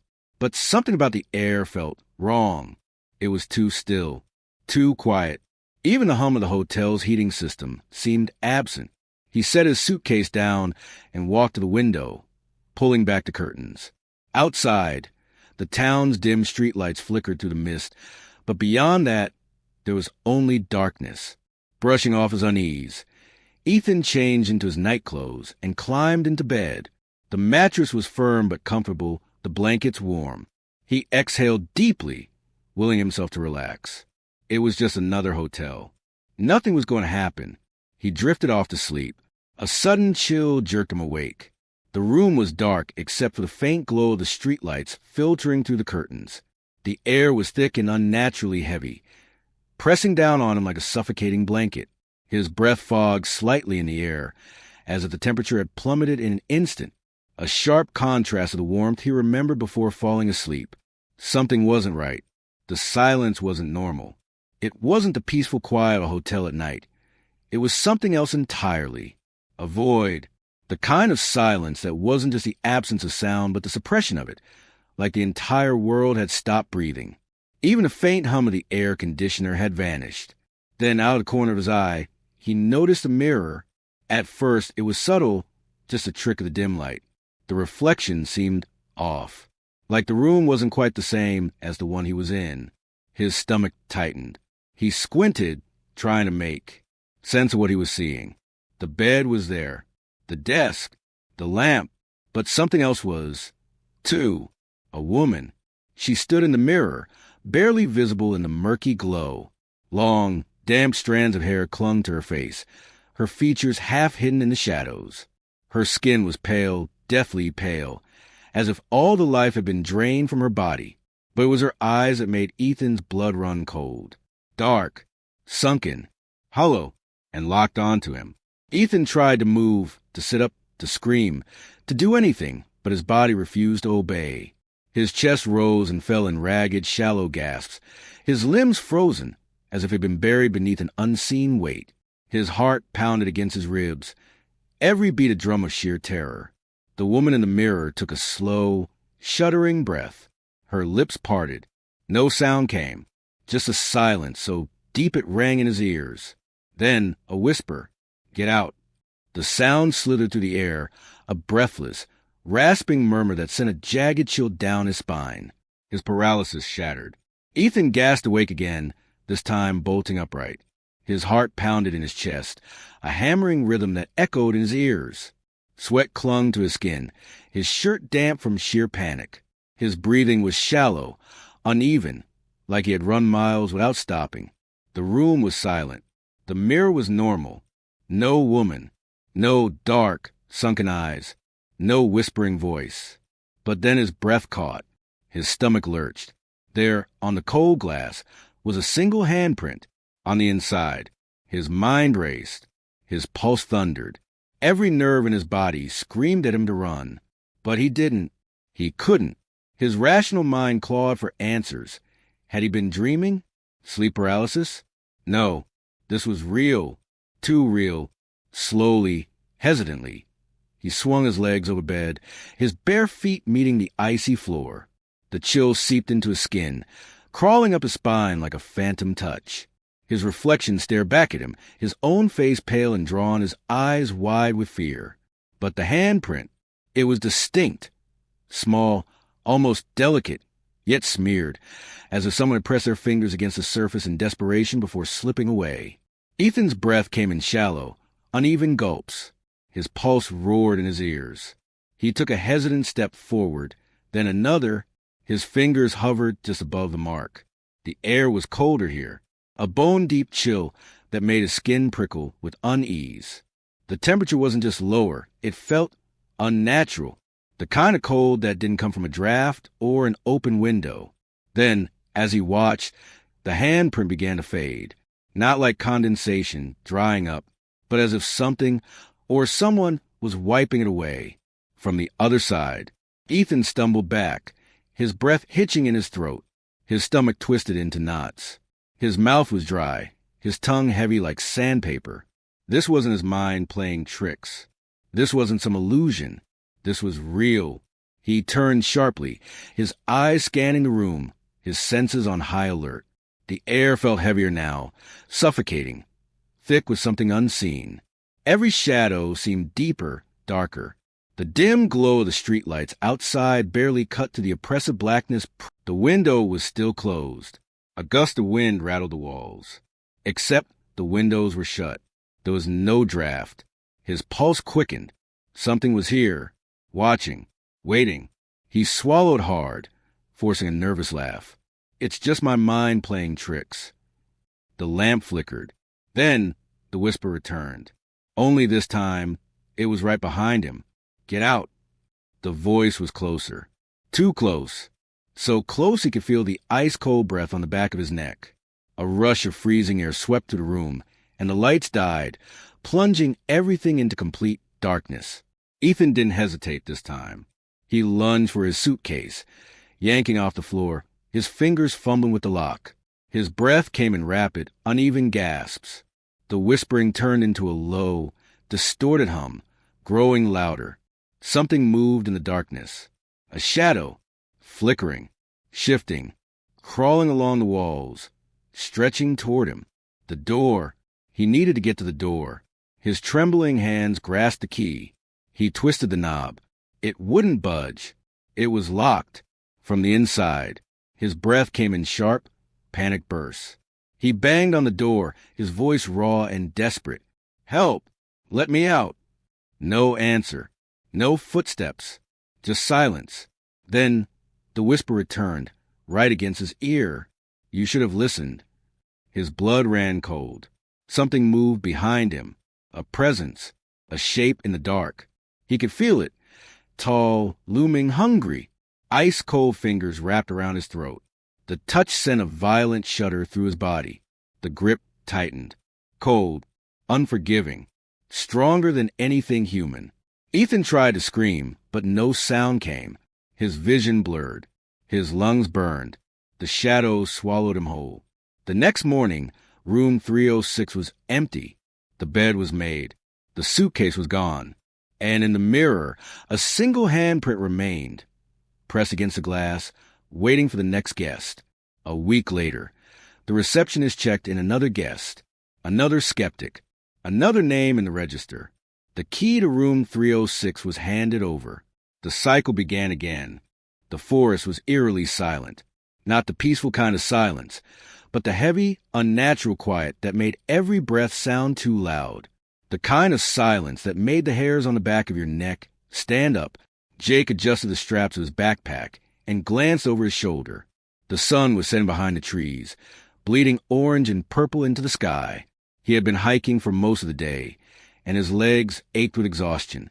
But there was something else gnawing at him, a feeling like he was being watched. He shook it off and focused on setting up camp. The clearing he had chosen was perfect, just enough space for his tent, surrounded by towering pines that swayed gently in the evening breeze. He had always loved the solitude of camping alone, away from the noise of the city. No distractions, just him and the wilderness. But as he unrolled his sleeping bag, that feeling returned. Stronger. Jake slowly turned, scanning the tree line. The woods were dense, shadows stretching long and jagged across the forest floor. The wind rustled through the leaves, but there was no movement beyond that. Still, he couldn't shake the unease creeping into his chest. He forced a chuckle. "Relax, man. It's just your imagination." But even as he said it, the feeling lingered. The fire crackled, sending flickering light across the clearing. Jake sat cross-legged near the flames, his knife resting beside him. He wasn't scared, just cautious. He sipped from his water bottle and let his mind drift. The night was quiet, the kind of quiet he should have found calming. But instead, it set his nerves on edge. Then he heard it, a snap, a branch breaking somewhere in the trees. Jake froze, his grip tightening around the handle of his knife. He held his breath, ears straining against the silence. Nothing, probably just an animal. He exhaled slowly and forced himself to relax. But just as he reached for another drink, his eyes caught something, a shape, just beyond the firelight. A shadow, standing between the trees, watching him. Jake's pulse slammed against his ribs. The figure was tall, unmoving, blending into the darkness. It didn't shift, didn't flinch, just stood there. His mouth went dry. "Hello." His voice sounded weak, uncertain. No response. The wind picked up, rustling the leaves, but the figure remained. Then it moved, not like a person walking, but like a distortion, a ripple in the dark. One moment it was there, the next it wasn't. Jake's stomach twisted. What the hell was that? He grabbed his flashlight and shone it into the trees. The beam cut through the dark, illuminating rough bark and tangled undergrowth. But there was no sign of anything or anyone. After a long moment, he lowered the light. It was probably just exhaustion playing tricks on his mind. The shadows could be deceiving, especially when he was alone out here. That had to be it. With a deep breath, he crawled into his tent, zipping it up tight. But sleep didn't come easily, because even though the fire outside crackled and the wind rustled through the trees, he could still feel it. That presence. Watching. Waiting. Jake woke to the soft glow of morning filtering through his tent. The air was cool and damp, carrying the earthy scent of pine and soil. His body ached from the stiffness of sleeping on the hard ground, and his muscles protested as he stretched his arms above his head. He let out a slow breath and rubbed his face. His sleep had been restless, plagued by strange dreams, shifting shadows, whispered voices, the unsettling feeling of being watched. He couldn't remember much, but the lingering unease sat heavy in his chest. Pushing aside the lingering grogginess, he unzipped the tent and stepped outside. The forest was bathed in the golden hues of early morning, the treetops swaying gently in the breeze. Sunlight filtered through the branches, casting dappled patterns onto ground. The sounds of chirping birds and rustling leaves filled the air, the rhythmic pulse of the wild. For a moment, he almost laughed at himself. The fear from last night seemed ridiculous now. He had let the darkness and exhaustion get to his head. Shadows played tricks, nothing more. His mind had conjured up shapes that weren't there, fueled by the eerie silence of the wilderness. Still, that feeling, even now, with daylight illuminating every inch of the forest, a small, nagging sense of discomfort remained at the back of his mind, like something unseen had followed him into the morning. Shaking off the thought, he moved to prepare for the day. He boiled some water for instant coffee, the familiar bitterness helping to ground him. His hands were steady now, his breathing even. He told himself he just needed to keep busy, to distract himself from the nonsense running circles in his mind. After finishing his makeshift breakfast, he packed up a small bag with essentials, a knife, a map, a flashlight, and some snacks. He figured a short hike would do him good, help clear his head. The trail wound through towering pines and thick undergrowth, the scent of damp moss and fresh earth filling his lungs. With each step, he let the tension ease from his shoulders. The deeper he went into the woods, the more he began to enjoy the solitude again. He followed the trail for about an hour, admiring the untouched beauty of nature. Everything was so still, so perfect. The way the sunlight broke through the canopy, the distant hum of insects.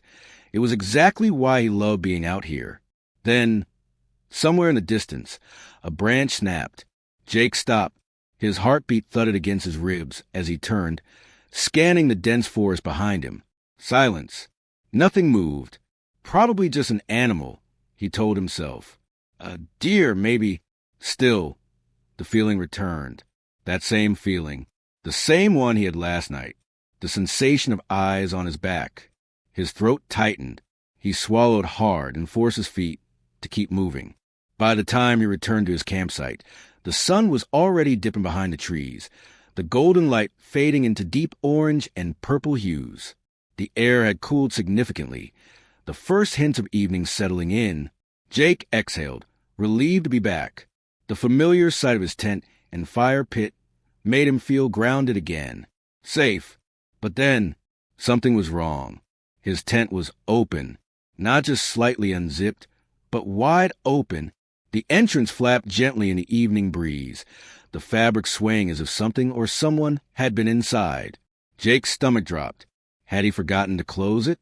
No. He was sure he had zipped it shut before leaving. A sharp chill ran down his spine. His eyes scanned the clearing. Every muscle in his body tensed. The forest around him remained still. The wind whispered through the leaves, but there was no sign of movement, no sign of anyone. Taking slow, deliberate steps, he approached the tent. His fingers tightened around the knife on his belt. He hesitated for a moment before crouching down and peering inside. Everything was exactly as he had left it. His sleeping bag was still neatly rolled. His backpack leaned against the side of the tent, untouched. His supplies were in place. Nothing had been taken. Nothing had been disturbed. But something still felt off. The air inside the tent felt wrong, charged, almost like an unseen presence still lingered. Like the space had been occupied by something that had just left. Jake swallowed hard and slowly backed out of the tent, standing upright. He scanned the ground for footprints, searching for any sign that someone had been there. Nothing. No footprints. No broken twigs. No disturbed dirt. It didn't make sense. His breathing grew shallow as the unease tightened in his chest. If no one had been here, why did it feel like they had? He spun around suddenly, scanning the tree line. The forest had darkened with the fading light, the shadows stretching long and jagged across the ground. The trees stood tall and unmoving, their silhouettes stark against the deepening sky. And yet, for a split second, He thought he saw movement, a shape, tall, thin, standing just beyond the trees. His breath hitched. He blinked, and it was gone. Just the trees, just the shadows. A shiver crawled down his spine. Had he imagined it? He let out a shaky breath and rubbed his face. No, it was nothing, just a dimming light playing tricks on his eyes. He was letting his nerves get the better of him again. With an unsteady exhale, he walked over to his tent and zipped it shut tight this time, double-checking that it was secure. Then, trying to shake off the feeling, he gathered some firewood and set up his campfire. The flames flickered to life, casting a warm glow across the clearing. But even as he sat by the fire, staring into the crackling embers, he couldn't ignore the sensation crawling up his spine. The woods felt different now, darker, closer. The wind had died down, and the sounds of forest seemed more distant. The usual rustling of leaves and chirping of crickets had faded, leaving behind a silence that felt heavy. Too heavy. Jake clenched his jaw and stared into the trees. He wouldn't let this get to him. It was just paranoia, just the tricks of an overactive imagination. But deep down, in the part of his brain that he tried to ignore, he knew something wasn't right. Something was out there, and it was watching him. The fire crackled, sending sparks into the night sky. Jake sat with his knife in hand, his flashlight resting beside him. The feeling was back, stronger than before. The kind of feeling that made his muscles tense, and his heartbeat quicken. Then it happened again. A sound, a whisper of movement in the trees. His grip tightened around the knife. Not an animal, not the wind, something else. He turned his flashlight toward the woods. The beam cut through the dark. For a second, there was nothing but trees and shadows. Then there, a figure, closer than before. Tall, motionless, watching. Jake's breath hitched. He stood slowly, muscles tensed. His instinct screamed at him to run, but he didn't. Instead, he called out, his voice low but firm.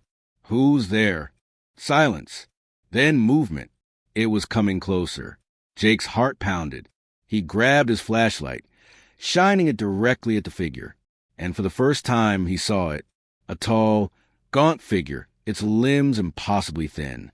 Its face was obscured by the shadows, but its eyes, black, empty, endless. A sharp, suffocating cold filled the air. Then it spoke. "Leave." The words slithered through the dark, a voice that sounded hollow, distant, ancient. Jake stumbled back, his flashlight shaking. His mind screamed at him to move, but his body refused to obey. Then the fire went out. The darkness swallowed him whole. Jake ran, branches toward his arms. Roots threatened to trip him, but he didn't stop. He didn't dare look back. The whispering was everywhere now, surrounding him, closing in. "Leave." He reached the trail, his breath ragged, his legs burning. The trees loomed over him, twisting shadows in the moonlight. Then he saw it, standing at the edge of the woods, closer than ever. It tilted its head, those empty black eyes locking onto his. And then it smiled. Jake didn't wait to see what would happen next. He bolted, didn't stop, didn't look back. He reached his car, fumbled with the keys. His hands trembled, his breath coming in sharp gasps. The engine roared to life. He peeled out of there, gravel kicking up behind him. The last thing he saw in his rear-view mirror, the figure, standing at the tree line, watching, waiting. And as he sped down the road, one final whisper followed him. "See you soon." Emily Foster was alone in her apartment when the phone rang. It was late, too late for anyone to be calling.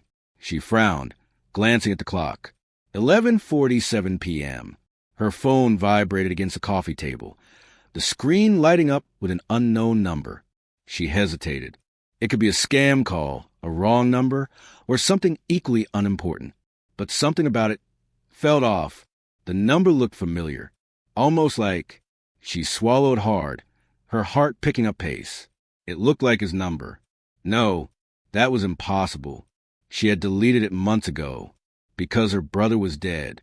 Her fingers trembled as she reached the phone.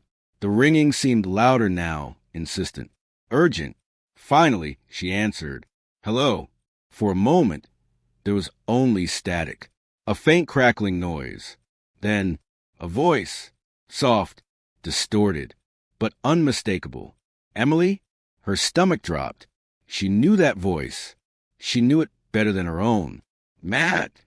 Silence. Her breath hitched. It couldn't be. It couldn't be him. Matt had died 6 months ago in a car accident. She had identified his body herself. The funeral, the grief, the unbearable emptiness of losing her only brother. She had lived through it all, but now his voice was here, on the other end of the line. Emily, listen to me. Matt's voice came again, shaky and urgent. You have to leave. Now. Her skin prickled. What? She started, but the static flared, drowning out her words. His voice came through again, broken and desperate. Emily, he's coming. Don't let him in. The call cut off. Silence. The line went dead. Emily stared at her phone, her pulse hammering in her ears. What the hell had just happened? She tried to call the number back. Disconnected. A cold shiver ran down her spine. Had she imagined it? Had the grief finally cracked something inside her? Her thoughts were racing, trying to make sense of what she had just heard. Then, a knock at the door. A single, deliberate knock. Emily froze. The air in her apartment suddenly felt too thick, too heavy. Slowly, she turned toward the door. Her phone slipped from her fingers, landing on the floor with a dull thud, because beyond the door, in the dimly lit hallway, she could see a shadow, a tall, unmoving figure, waiting. Emily's breathing came in shallow bursts, her chest rising and falling in rapid succession. She forced herself to think logically. Maybe it was a mistake, a hallucination. Maybe she was hearing things, a trick of exhaustion, grief, stress. But the shadow outside her door was real, and it hadn't moved. A heavy, suffocating stillness filled the room, pressing down on her shoulders like an invisible weight. She took a shaky step backward. Her instincts screamed at her to run. But where? She was on the 3rd floor. No fire escape. No back door. The only way out was through the very door where he stood. Her mind replayed Matt's words, each syllable cutting through her panic, like a jagged blade. Don't let him in. Emily swallowed hard. She inched toward the peephole. Slow, careful. Every movement is deliberate. She was terrified, but she had to see. The wood felt ice cold against her skin as she pressed her forehead against the door. With a trembling breath, she looked through the tiny glass lens. And there he was, a man, tall, dressed in dark clothing, standing completely still. The hallway light flickered, bathing him in sporadic flashes of dim, yellowish glow. Her fingers dug into the doorframe. His posture was unnatural, too rigid, too deliberate, like he wasn't just standing there, but waiting. Emily's stomach churned. His face was hidden beneath the shadows. She couldn't make out his features, but something told her she didn't want to. He wasn't shifting his weight. He wasn't swaying, breathing, adjusting his stance. Nothing. Like he wasn't human at all. A cold, creeping sensation ran up her spine. Emily took a step back, her fingers hovering over her phone on the floor, her mind racing. She had to call someone. The police, a neighbor, anyone. Then another knock. Harder, more forceful. Boom, boom, boom. The sound exploded through the apartment, vibrating the walls. Emily gasped, stumbling backward. Her legs felt like lead, heavy and useless beneath her. She clutched her chest, trying to steady her breath, but she couldn't. Her heart pounded wildly, erratic and frantic, her body teetering on the edge of panic. She wanted to scream, wanted to run, but all she could do was stare at the door. Boom, boom, boom, louder this time, like a battering ram against the wood. Something in her gut twisted violently, sending nausea rolling through her stomach. This wasn't just some stranger. This wasn't a confused neighbor knocking on the wrong door. This was something else. A presence. Something that shouldn't be here. Emily pressed a trembling hand to her mouth, biting down on her lip to keep from sobbing. The knocking stopped. A beat of silence. Then, a voice. Low, raspy. Not Matt's. Emily. She sucked in a sharp breath, her blood turning to ice. He knew her name. The voice was wrong, distorted, like a recording played at the wrong speed, slow, dragging, inhuman, like something trying to sound human. Tears burned her eyes. She clapped a hand over her mouth, willing herself to stay silent. Maybe if she didn't move, didn't breathe, he would leave. Maybe he would think she wasn't home. Let me in. Her stomach twisted. No, no, no, no. It was a command, not a question. A demand. The doorknob rattled violently, twisting, jerking, wrenching back and forth with unnatural force. The lock was held. For now. Emily stumbled back, gripping her phone so tightly her knuckles turned white. She had to get out. Now. She scrambled to unlock her phone, but her fingers were slick with sweat, shaking too badly to type 911. Dial 911. But before she could press the call button, the knocking stopped. Silence. Her ears rang from the absence of sound. Her heart pounded in her throat. Was he gone? She strained to hear. Nothing. Then, a whisper. So close. Too close. It was coming from inside the apartment. Don't turn around. She spun anyway, and nothing was there. But the moment she did, the knocking resumed, louder, more violent, more desperate. Her body moved before her brain caught up. She bolted for her bedroom, slamming the door shut and locking it. She grabbed her phone and, with trembling hands, finally managed to dial. 911. A woman's voice answered, calm and collected. 911, what's your emergency? Emily sucked in a shaky breath. Someone is trying to break into my apartment. The operator asked for her address. Emily whispered it as quietly as she could. Stay on the line with me, the operator said. Officers are on their way. Another knock, but this time it came from inside the apartment. Emily's breath caught.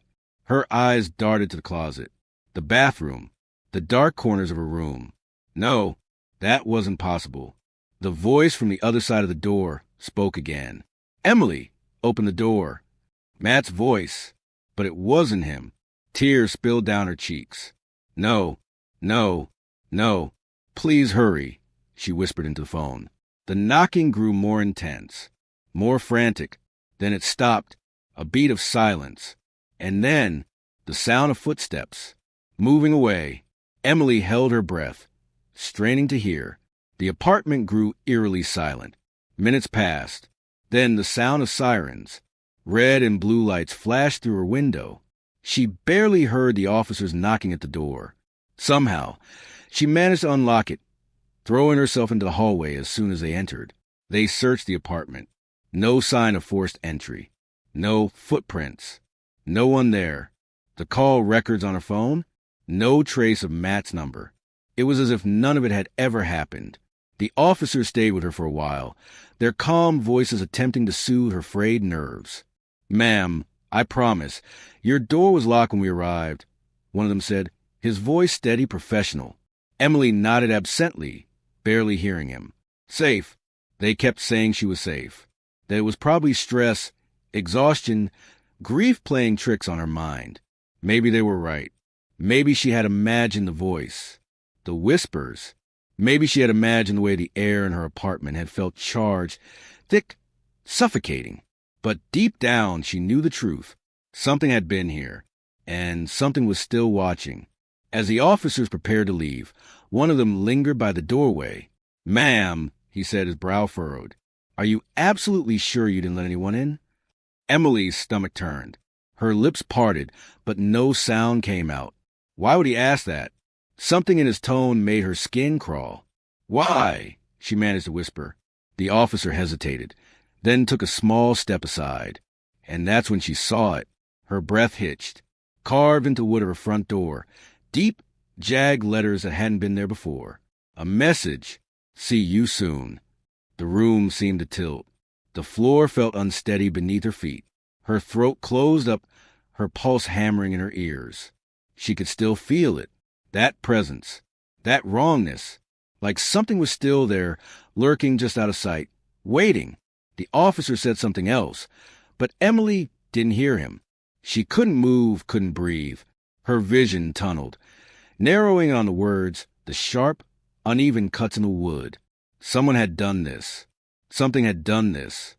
Somewhere, in the distance, a phone rang. Shrill, piercing. Emily flinched. Her phone was still on the table.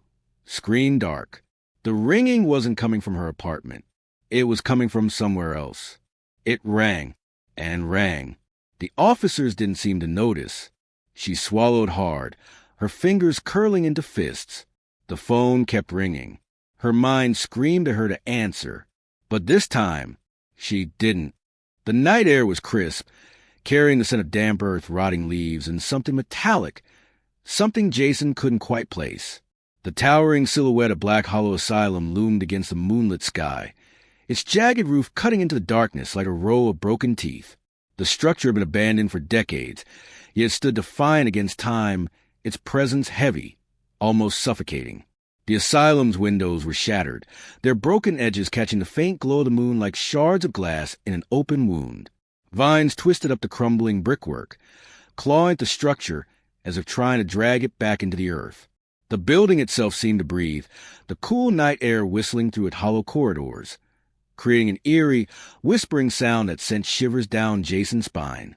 The heavy iron gates groaned as Jason pushed them open, their rusted hinges shrieking like something alive.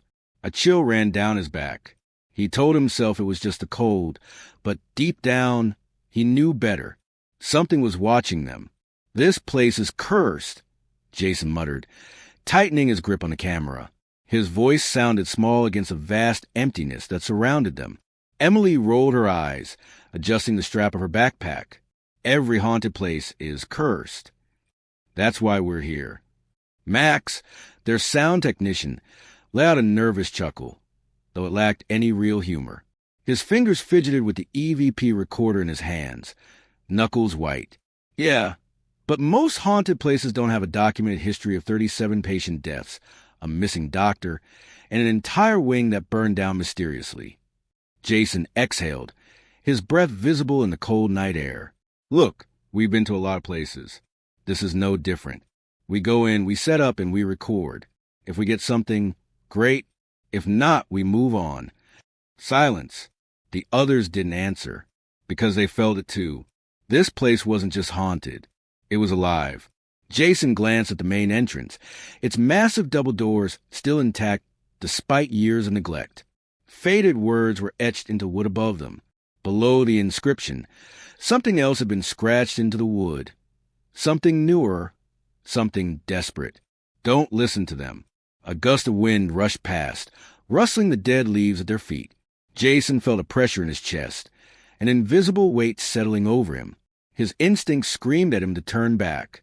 Instead, he adjusted his camera strap and took the first step forward. The asylum stood silent, waiting. The massive wooden doors groaned as Jason pushed them open, their rusted hinges screeching in protest. A gust of stale air rushed out, carried with it the scent of decay, dust, and something foul, something that didn't belong to the living. The beam of their flashlights cut through the thick darkness, illuminating peeling wallpaper, rusted gurneys, and splintered furniture. The walls were covered in faded medical posters, their edges curled with age, their once bright images of human anatomy now smeared with grime. Yellowed patient files lay scattered across the floor, some half open, filled with scribbled notes in handwriting that had long since faded. Jason stepped forward cautiously, his boots crunching on broken glass and brittle paper. The heavy silence of the asylum pressed down on them like a suffocating blanket.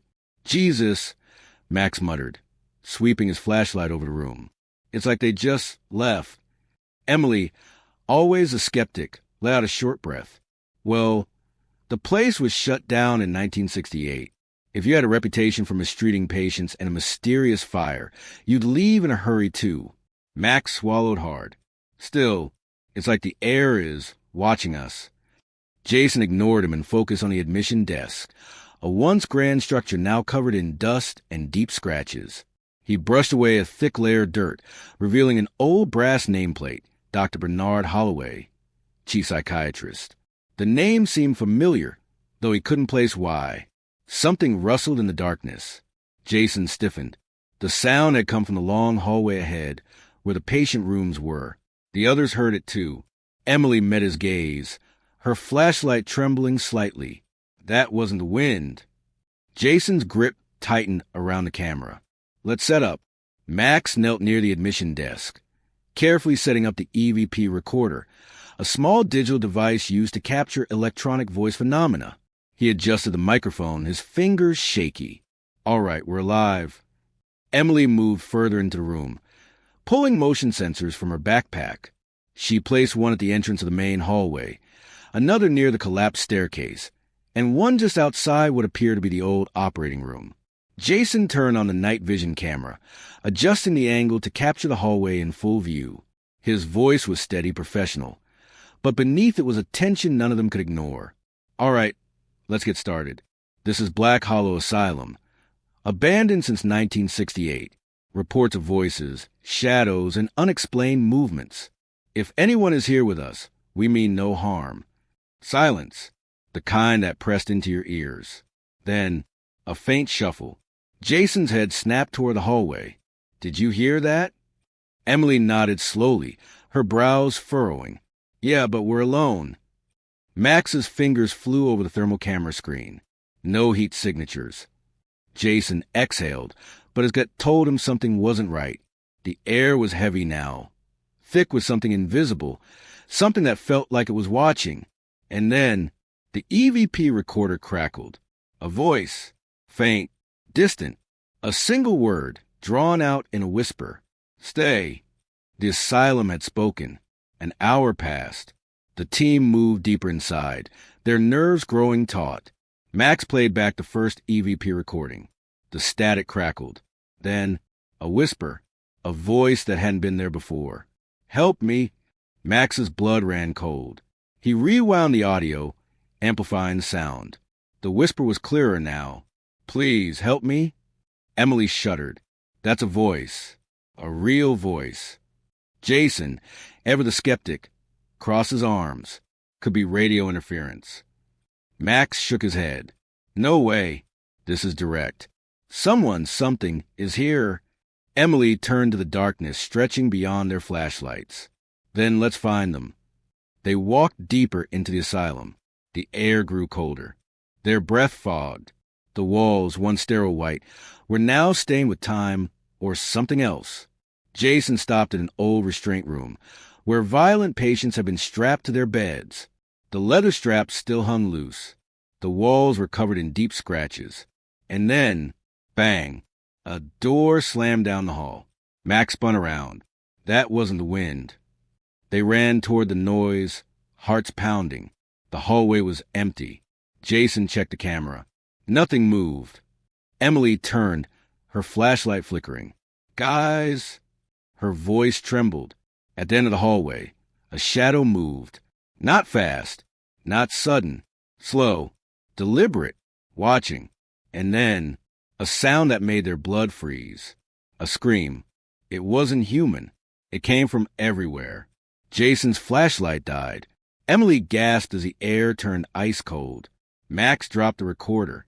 The asylum was awake. Run. Jason shouted.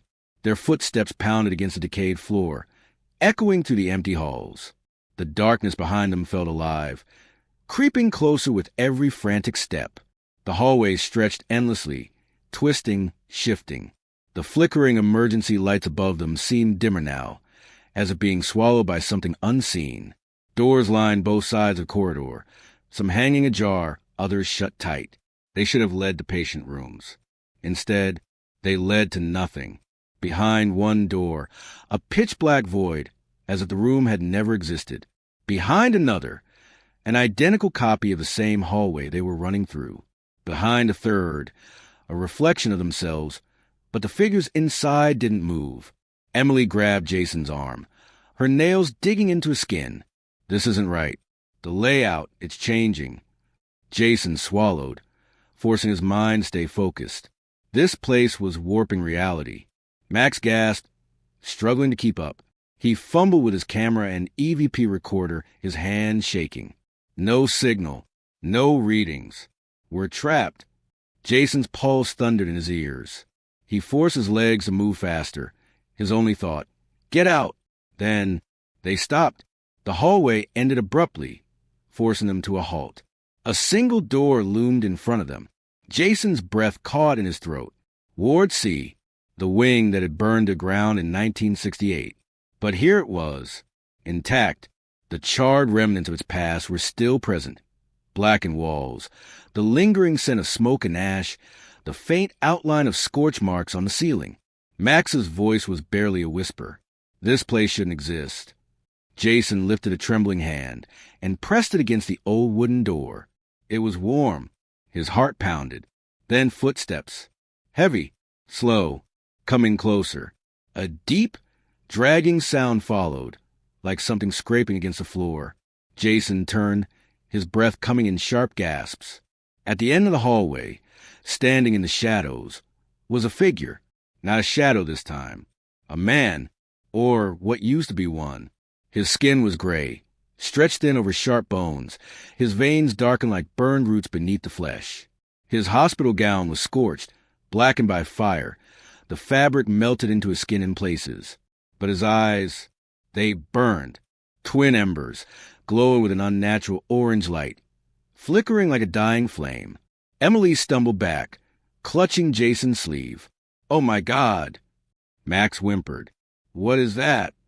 The figure took a step forward, then another, and then a voice, a hollow, crackling whisper. "You shouldn't be here." Jason staggered back, gripping Emily and Max. The walls began to tremble. The whispers rose, hundreds of them, overlapping, surrounding them. A chorus of voices, crying, begging, screaming. Jason's head pounded, his vision blurred. Emily clutched her ears, her knees buckling.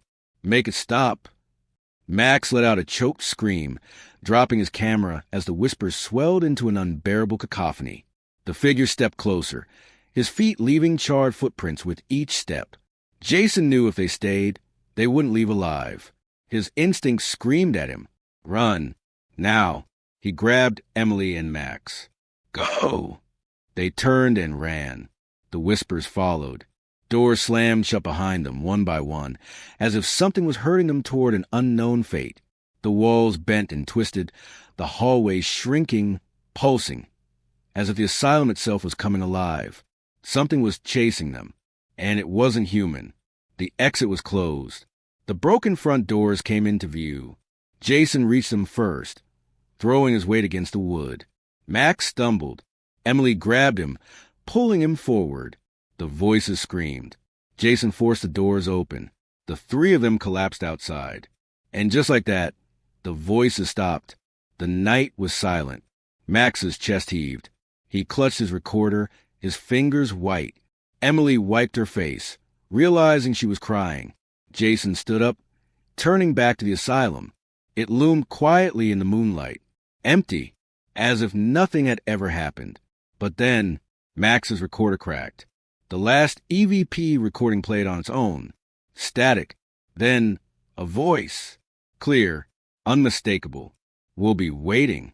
The storm rolled in fast, sweeping across the neighborhood with a fury that rattled windows and sent tree branches scraping against the side of the house. Thick clouds swallowed the moon, casting the streets into an unnatural darkness.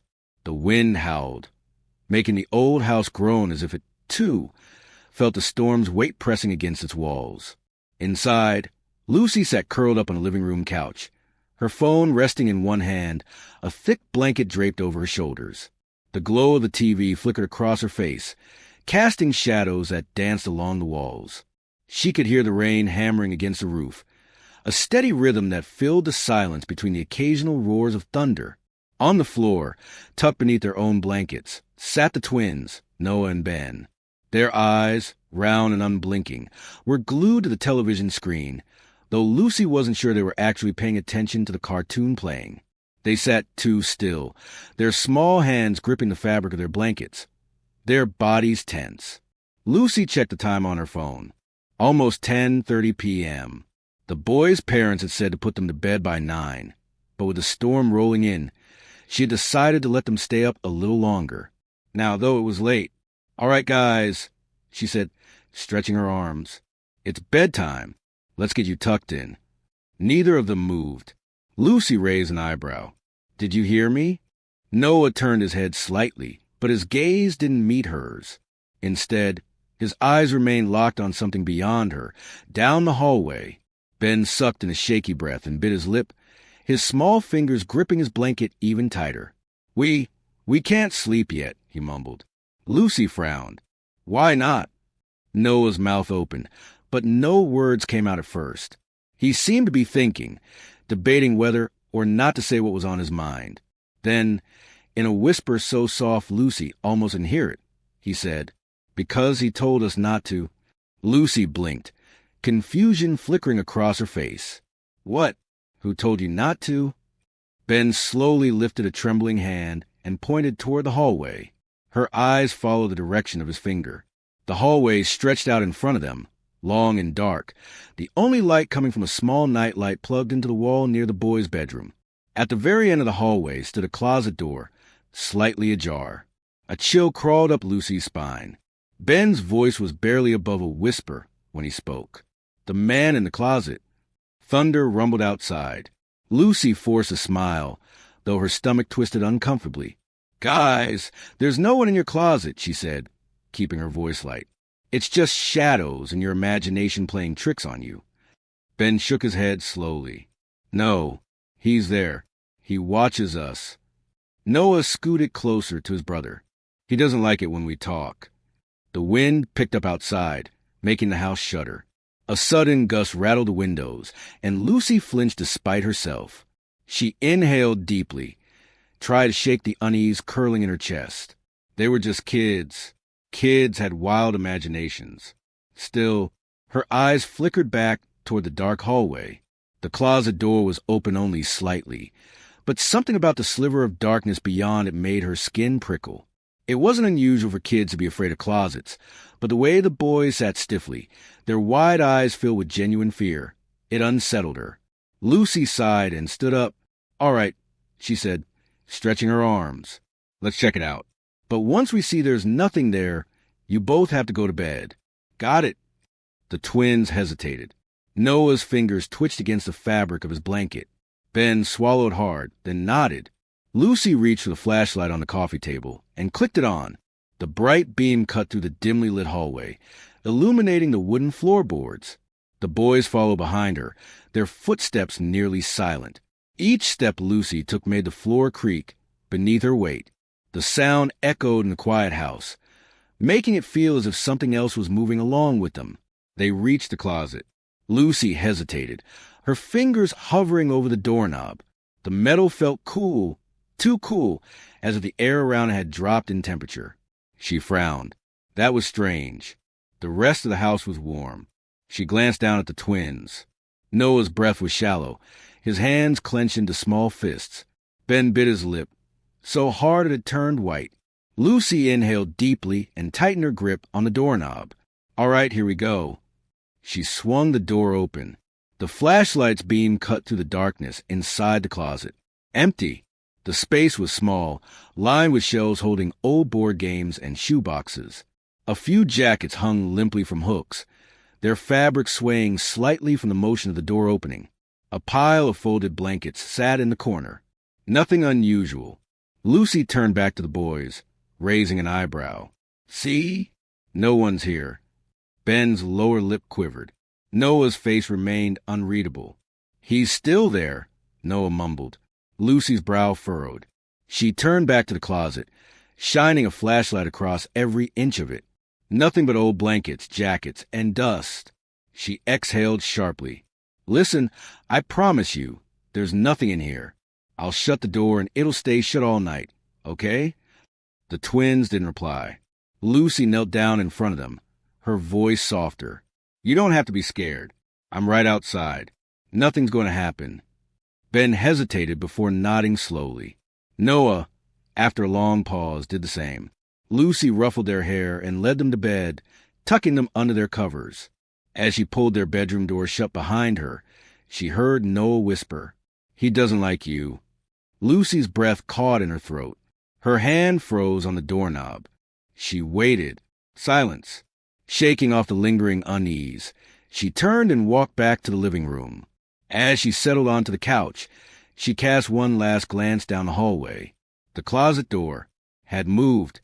It wasn't wide open, but it was no longer fully shut. A small gap remained, just enough for something to watch. The hallway light spilled into the closet, illuminating the small, cluttered space. Dust floated lazily in the air, disturbed by the movement of the door. The walls were lined with shelves filled with old board games, forgotten toys, and shoeboxes that looked like they hadn't been touched in years.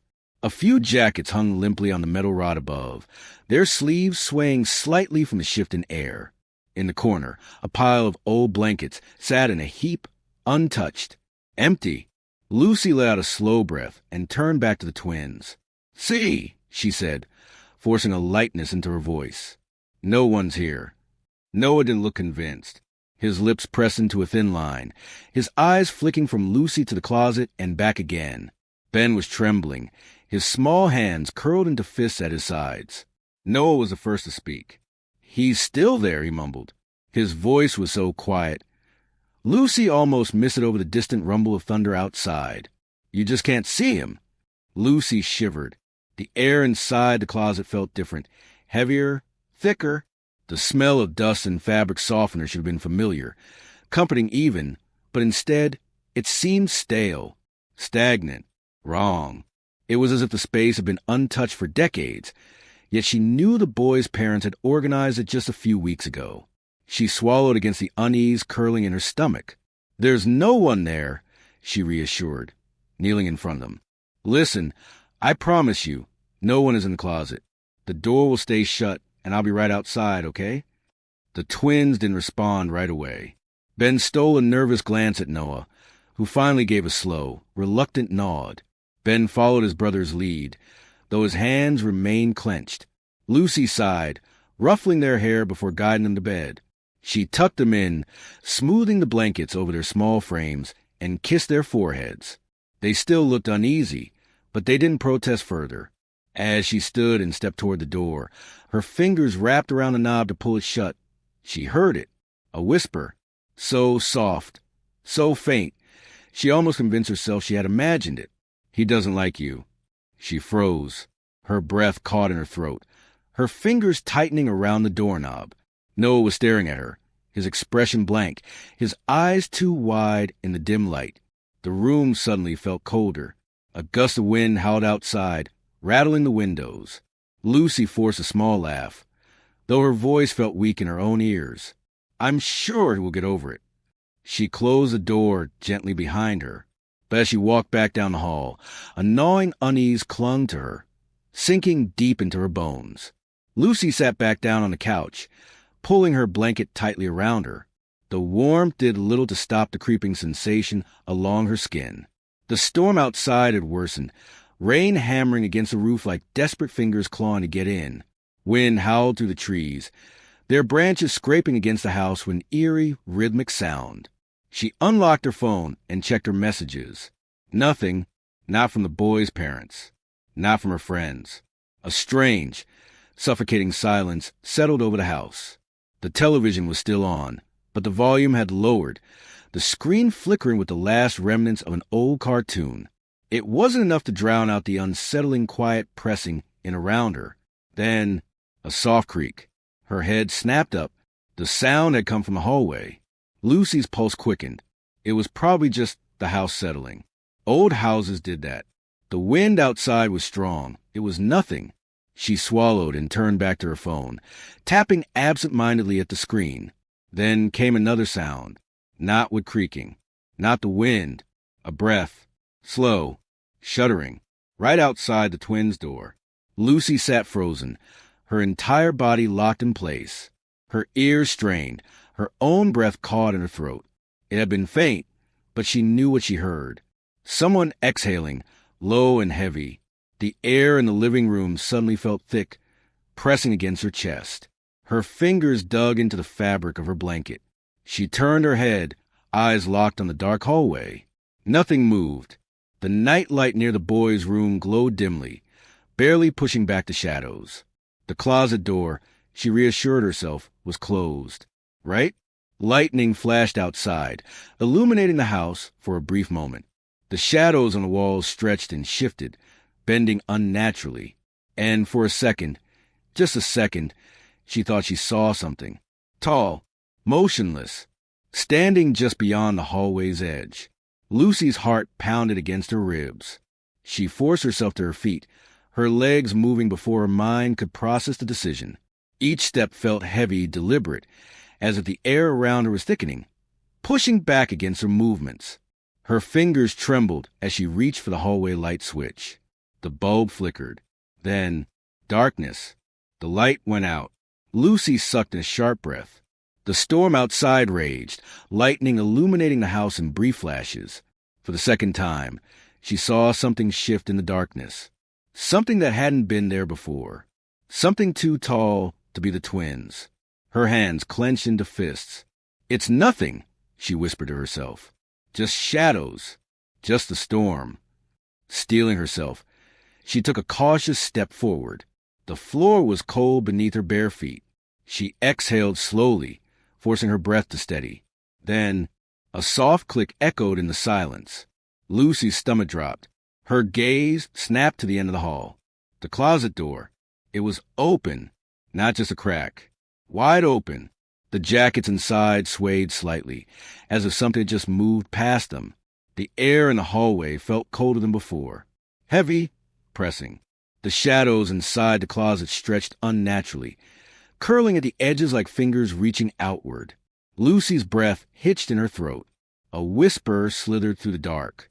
Low, hoarse, not a child's voice. "Not yet." Lucy stumbled back, her hand slapping against the wall as she gasped. The words had been right beside her, near her ear, but the hallway was empty. She turned sharply, expecting. What? A figure? A shadow? Something to confirm the icy dread coiling in her gut? There was nothing. The closet door remained open, its darkness yawning, waiting. Lucy's breathing was shallow, her pulse roaring in her ears. She had to close it. She had to. Forcing her legs to move, she took a hesitant step forward, then another. The air thickened. Another step. The hallway felt longer now, stretched unnaturally, the door growing farther away instead of closer. She could hear something inside, something shifting, something breathing. Lucy reached for the door. Then, just before she could touch it, the door slammed shut on its own. A single whisper crawled through the air. A promise. A warning. Not yet. Lucy stumbled back, her pulse hammering in her ears. No, this wasn't real. She fumbled for her phone. The screens glow weak against the darkness. Then a message popped up. Unknown number. Did you lock the doors? Her stomach dropped.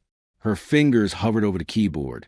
But before she could type a response, another sound came from behind her. The twins' door creaked open. A soft patter of footsteps. She turned. Noah and Ben stood there, wide-eyed, their small hands clutching each other. Lucy's voice wavered. "What are you doing up?" Noah trembled. "He's mad." Ben whimpered. "He's coming." A loud bang. The closet door slammed shut. Lucy grabbed the twins and ran. Her shaking hands fumbled with the front door lock. But it wouldn't budge. The house groaned. No, something inside it groaned. The air turned ice cold. A whisper curled through the room. "Not yet." Then, footsteps. Heavy, slow, coming from the hallway. Lucy's breath hitched. The twins clung to her, their small bodies trembling. She turned and saw him. A tall, gaunt figure stood just beyond the glow of the streetlight. His face was wrong, stretched too thin, mouth curling too wide. His fingers twitched at his sides, long and bony, nails blackened. His eyes. There were no eyes, just pits of darkness. A slow, rattling breath left his lips. Then, in a voice that scraped against the walls, he whispered, "You shouldn't have looked." The lights flickered. The walls seemed to pulse, shifting, bending. The room closed in. Lucy gasped as the figure stepped forward. The twins sobbed against her, their small hands clawing at her arms. "Make him go away," Ben whimpered. Noah's voice was barely a whisper. You can't. The thing in the dark smiled, and everything went black. Lucy's eyes shot open. Morning light streamed through the windows. The house was silent. The twins slept peacefully in their beds. Has it been a dream? She sat up, rubbing her face. Her body ached as if she had run miles. Her phone buzzed. A new message. Unknown number. See you soon. Lucy's breath hitched. She turned toward the hallway.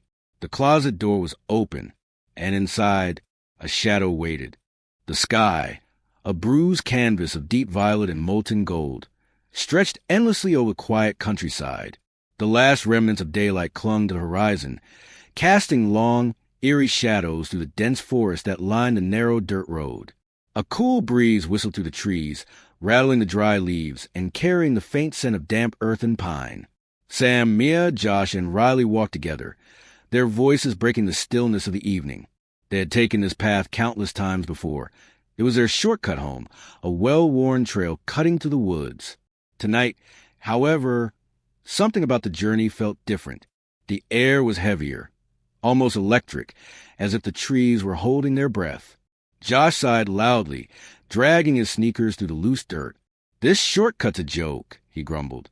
Your secret way is just more walking, Sam. Sam smirked, unfazed. Trust me, it's faster.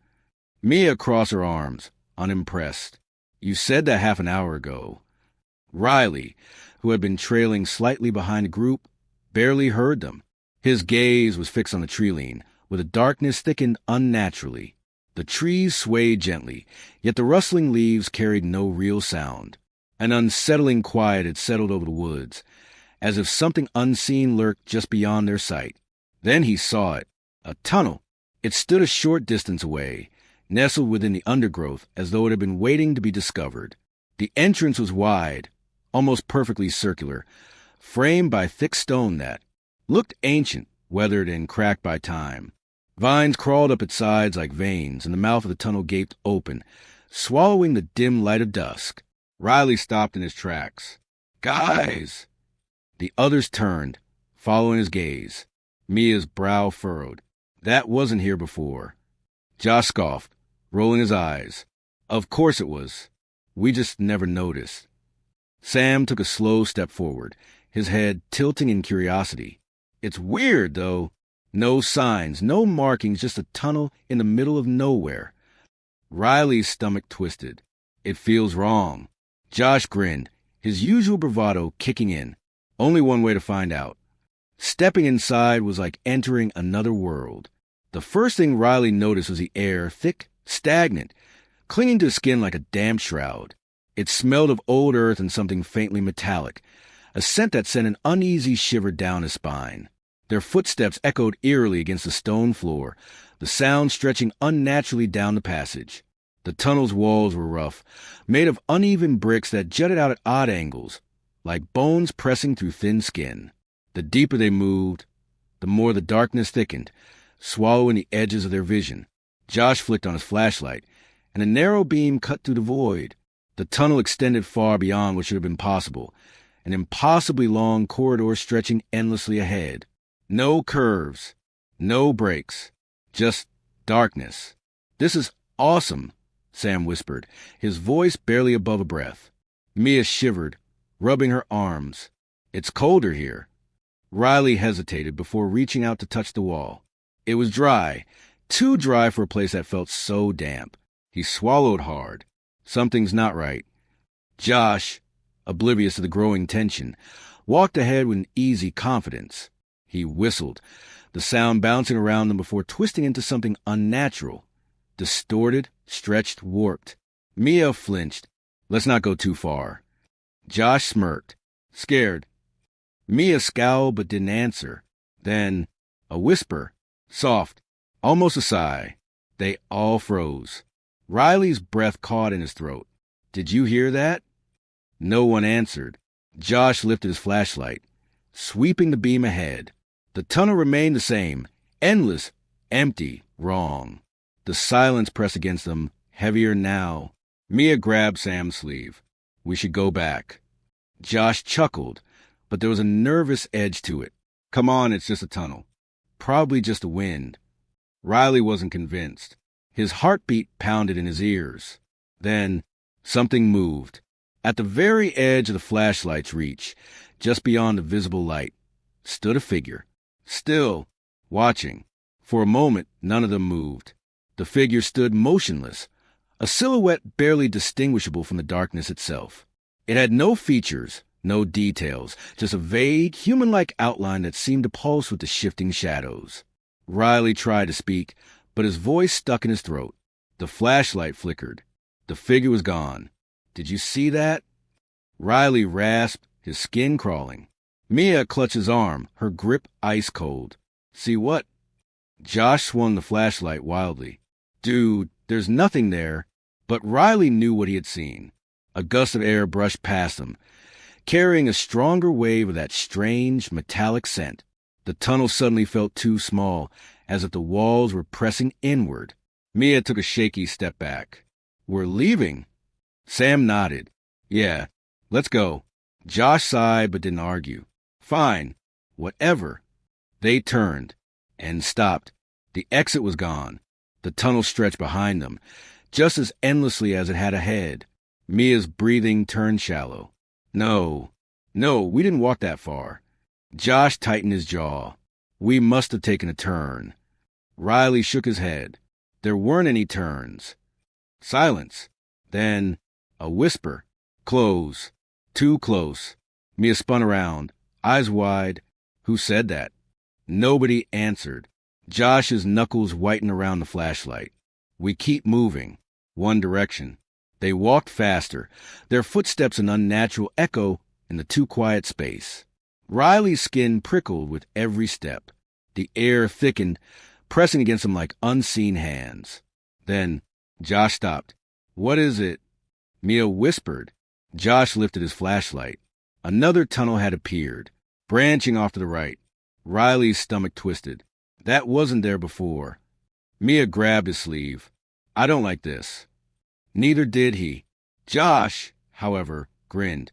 "We gotta check it out." Riley grabbed his arm. "No, we don't." Josh yanked free. "Come on, what's the worst that could happen?" The tunnel waited. Black, silent, and breathing. Something in the darkness shifted. Mia took a step back. "We go back. Now." Josh turned toward her, rolling his eyes. Then the light flickered, and the walls moved.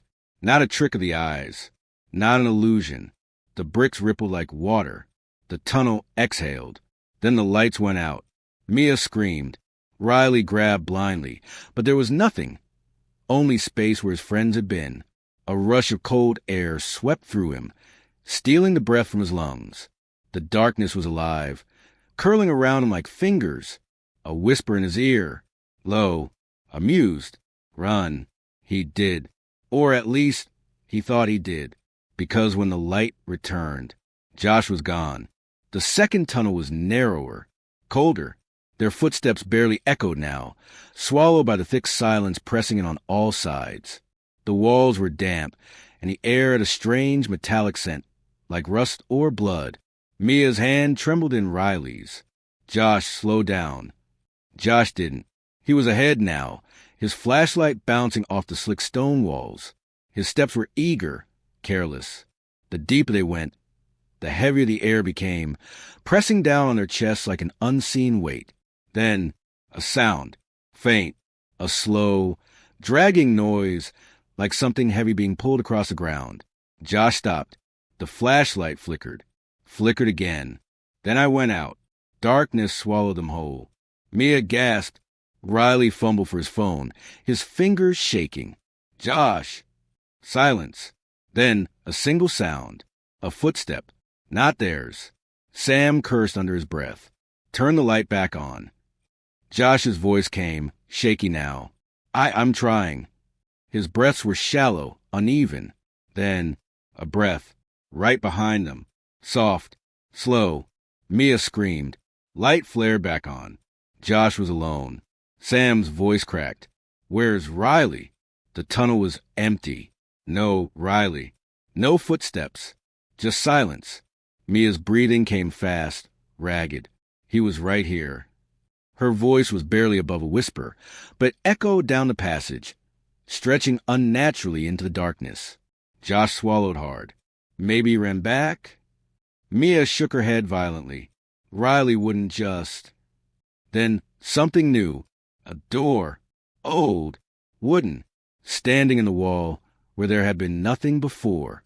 The wood was cracked and warped with age, its surface covered in deep scratches, as if something had tried to claw its way in. Or out. Josh raised his flashlight. Scratched into the surface, barely visible, were words. Do not open.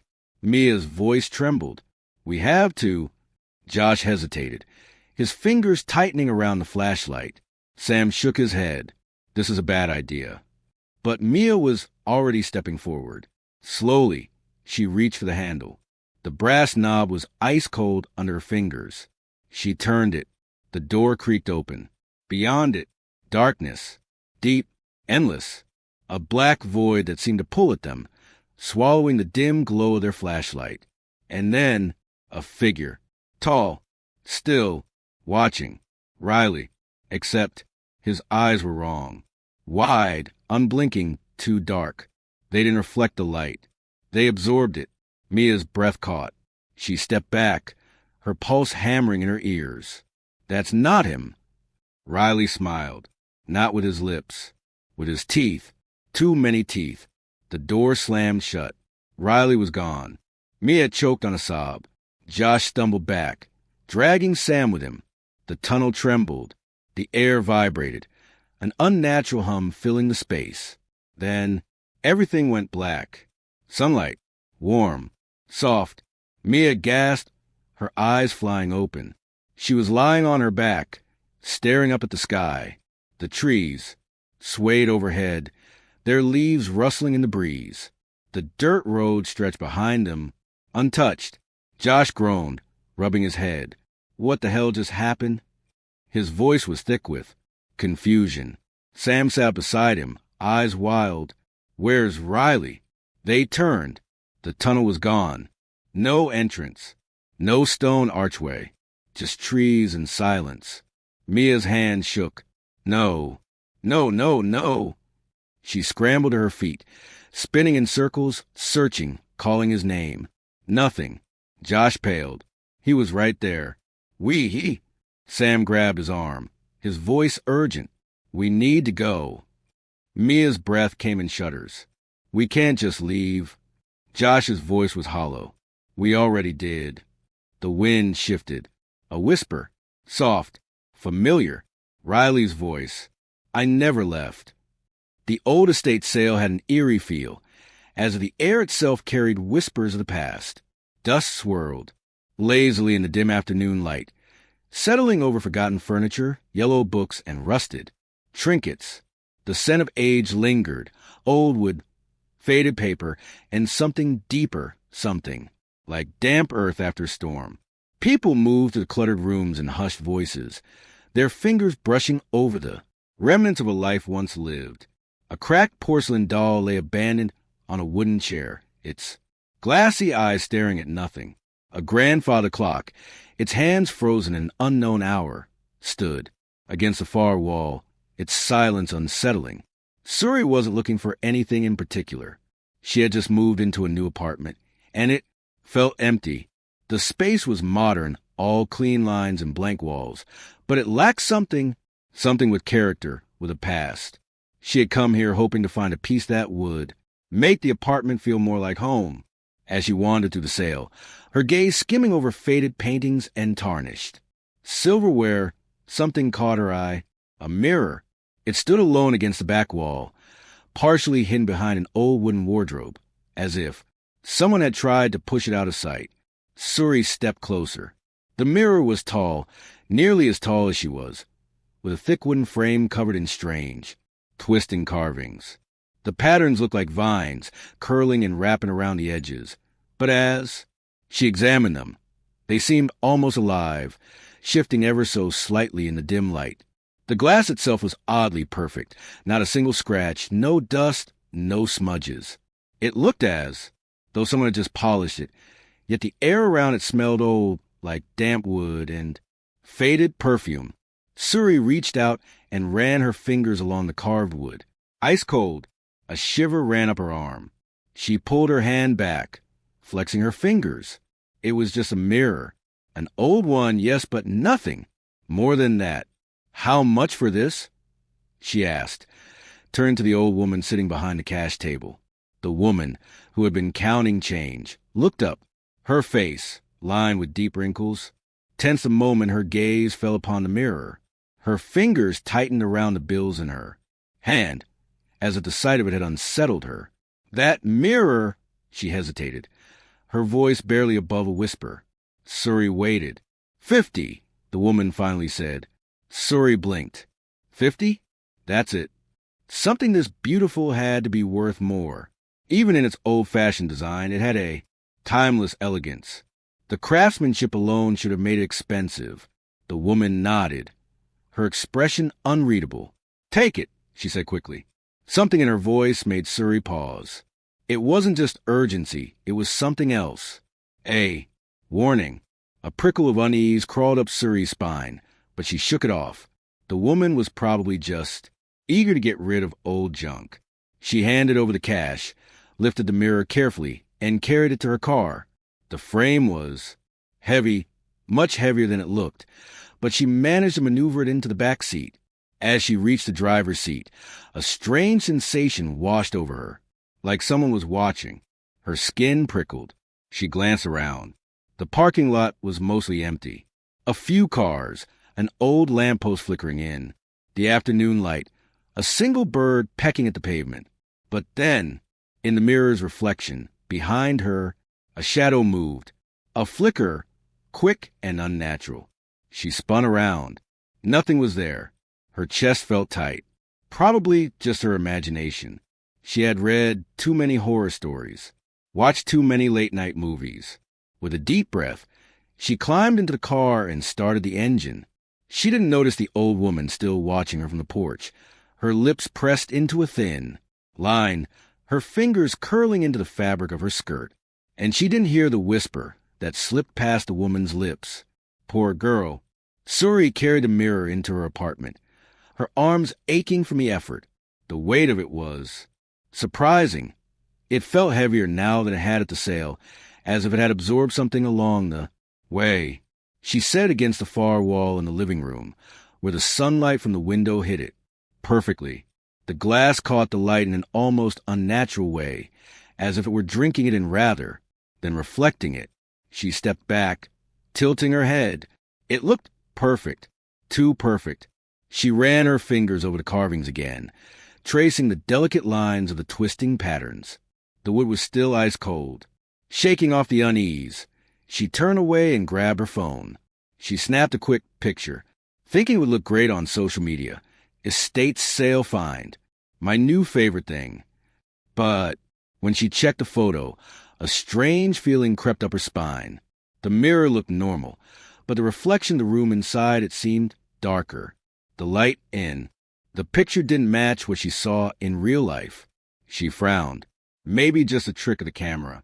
Shrugging it off, she put her phone away and went to make dinner. That night, the apartment was quiet. Too quiet. She lay in bed, tossing and turning, unable to sleep. The silence pressed against her ears, heavy and unnatural. Usually, she could hear distant city sounds, cars passing, people talking, the occasional siren, but tonight, there was nothing, as if the whole world had gone still. At midnight, she finally gave up and got out of bed. Maybe some water would help. She padded barefoot through the apartment, the wooden floor cool against her skin. As she passed the living room, her gaze flickered to the mirror. Something made her stop. She turned, staring at it in the darkness. The reflection showed the living room. Her couch, her coffee table, the window with the curtains, drawn shut. Then a flicker, a movement, like something shifting deep within the glass. Her breath caught. She leaned in closer, her heart hammering against her ribs. Nothing, just her own reflection, staring back at her. Suri let out a nervous laugh, shaking her head. Losing it, she muttered to herself. She turned away, but as she took a step, A cold wave of fear rushed through her. Her skin prickled. Her mouth went dry. She didn't want to look back, didn't want to check. But some deep, horrible instinct made her. Slowly, she turned her head. Her reflection hadn't moved. It was still standing there, staring. Suri's stomach dropped. For a long, breathless moment, neither of them moved. Then, her reflection smiled. A slow, unnatural smile that stretched too wide.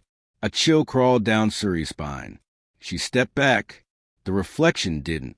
And then it raised its hand and knocked against the glass. A dull, hollow knock echoed through the room. Suri stumbled backward, her breath coming in short gasps. No, no, no. The reflection took a step closer. But Suri hadn't moved. She turned and ran, her heart slamming against her ribs. Behind her, the mirror stood silent, and in its glass, the reflection of Suri kept watching, smiling. Over the next few days, the feeling of being watched only grew stronger. Sometimes, while reading or watching TV, she would catch movement in the corner of her eye, a flicker in the mirror, a shift, but whenever she looked directly at it, the reflection was still. Then came the whispers, soft, faint, almost like the wind, but there was no wind inside her apartment. One night, she woke up gasping, her heart racing. She had dreamt of standing in front of the mirror, unable to move, as something inside knocked against the glass from the other side. She shook off the dream, rubbing her arms against the cold that seemed to settle into her bones. She needed to get rid of the mirror. Tomorrow. The next night, everything changed. She was brushing her teeth when she heard it, a soft creak, like someone stepping on the wooden floor. Her breath hitched. Slowly, she turned off the tap and listened. Silence. She stepped out of the bathroom, moving toward the living room. The mirror stood there, silent, reflecting the darkened apartment. But the reflection was wrong. The furniture was there. The walls, the windows, everything was in place. But the Suri in the mirror was smiling, a slow, unnatural smile that stretched too wide. Suri's heart slammed against her ribs.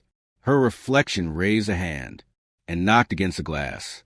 A dull, hollow knock echoed through the room. Suri stumbled back, her breath coming in short gasps. No, no, no. The reflection stepped closer, but Suri hadn't moved. It placed its hand against the glass and started pushing. The surface of the mirror rippled like water. The reflection's fingers pressed through. Suri turned and ran. She didn't stop running until she was outside, breathless, heart pounding. The night air was freezing, but she barely felt it.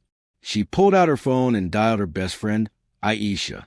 Aisha, I need you to come over, she said, her voice shaking. What's wrong? The mirror, she whispered. Something's wrong with it. Silence. Then Aisha sighed. Suri, it's just a mirror. Please, Suri begged. Aisha groaned. Fine, I'll be there in 10. Suri hung up, staring up at her apartment window. Something moved behind the glass, but it wasn't her. Aisha arrived, annoyed but concerned. Okay, what's the problem? Suri led her inside. The mirror stood exactly where it had been, still and silent. Aisha crossed her arms. Looks normal to me. Suri shook her head. Watch. She picked up a book and threw it at the mirror. It didn't reflect the impact. The book disappeared into glass.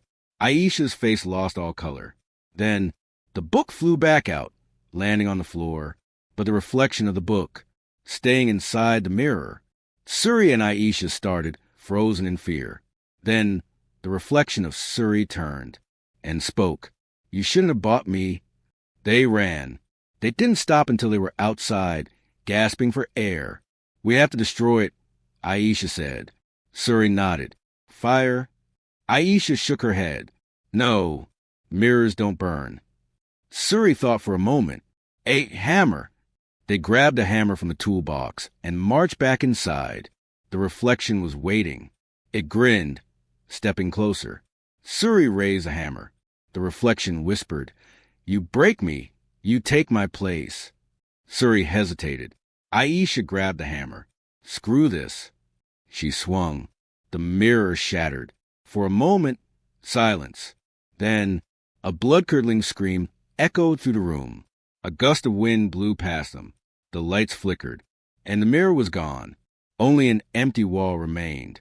Aisha and Suri stared at each other, their hearts still racing. Is it over? Aisha whispered. Suri didn't answer, because in the corner of the room, the glass shards on the floor still reflected the mirror, and in them, a pair of dark eyes watched, smiling. Ava never believed in bad luck, curses, or ghost stories. She lived in the real world, where everything had a logical explanation. Superstition was for people who needed something to blame when life didn't go their way. But today, something felt off.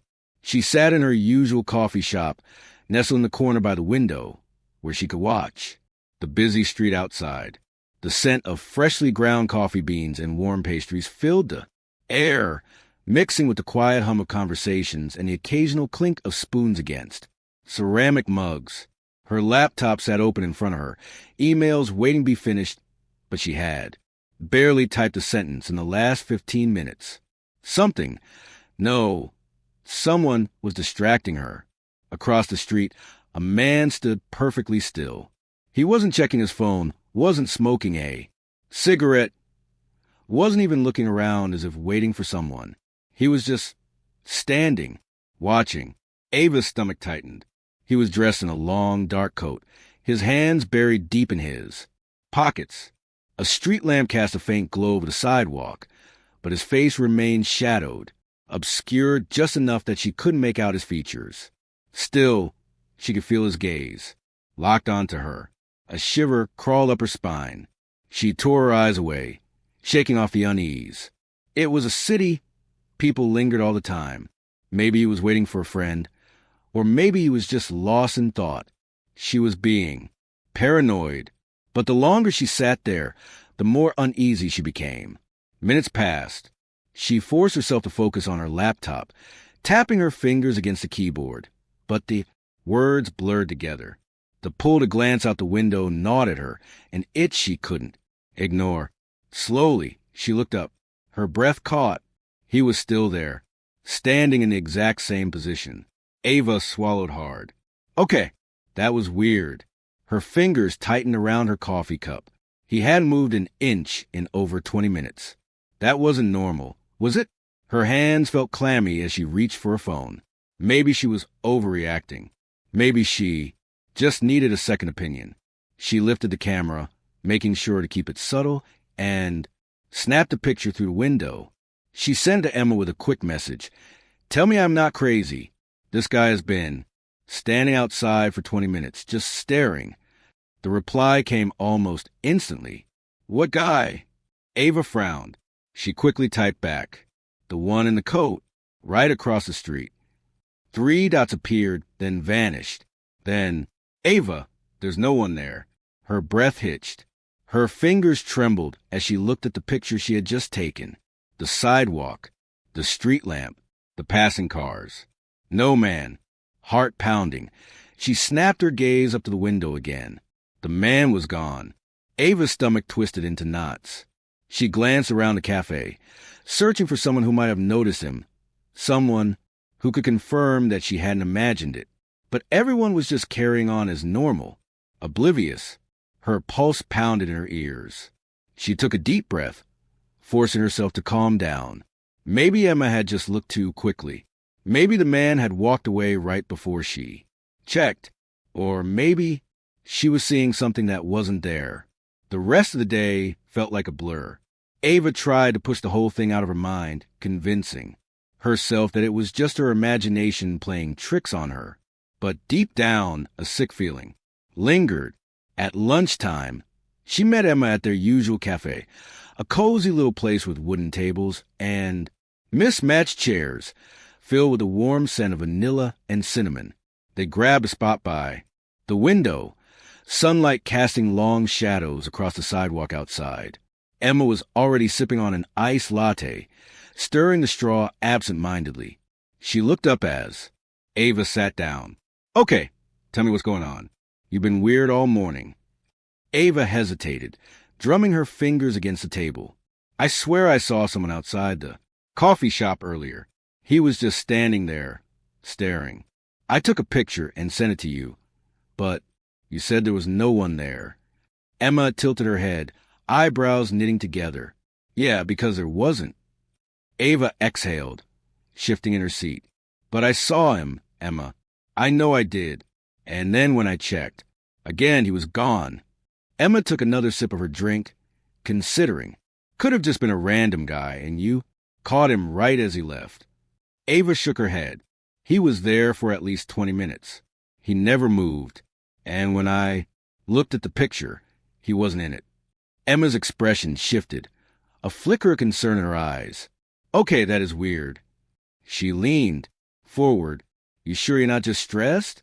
You've been working a lot lately. Ava let out a nervous laugh. I thought that too. Maybe I'm just overthinking it.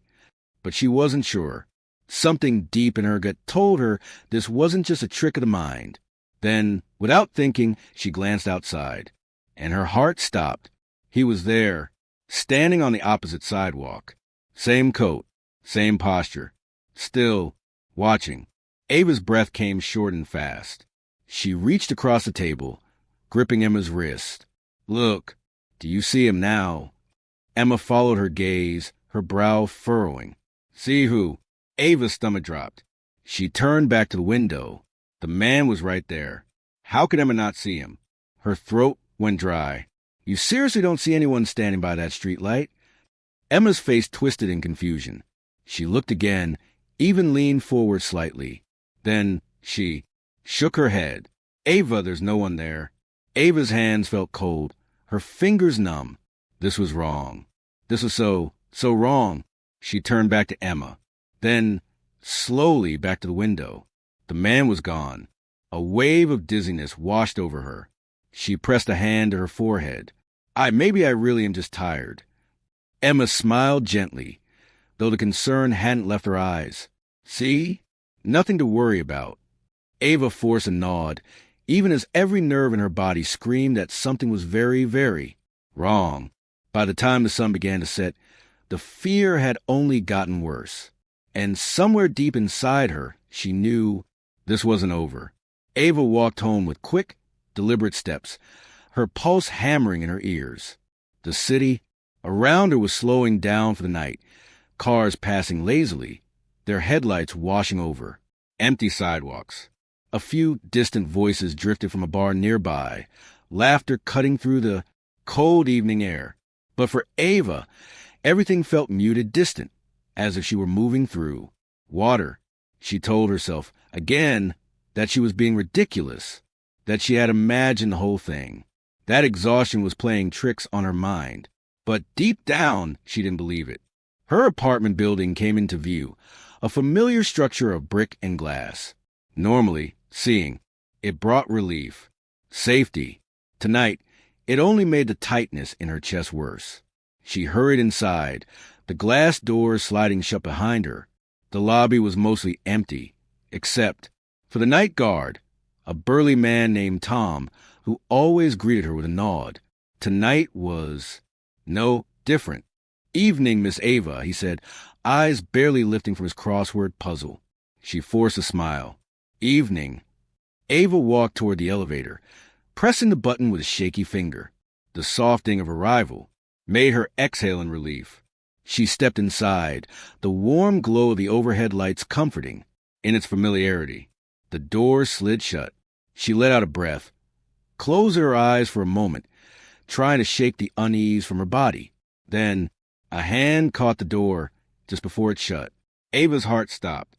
The metal door slid open again, and before she could react, before she could even move, he stepped in. The man in the dark coat.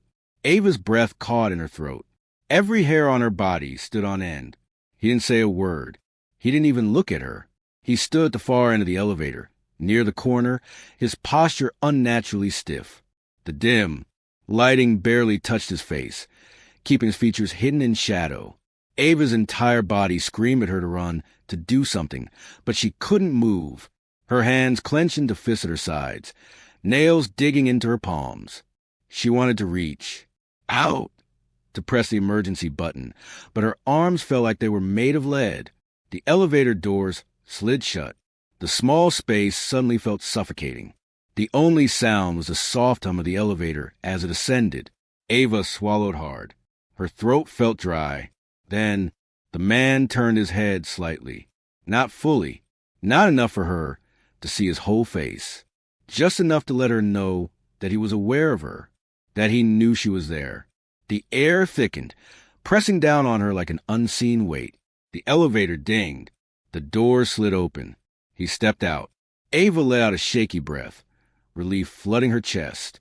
Then he did something that made her stomach drop. He smiled. The sight of it sent an icy wave through her body. His mouth stretched too wide, the corners pulling unnaturally far.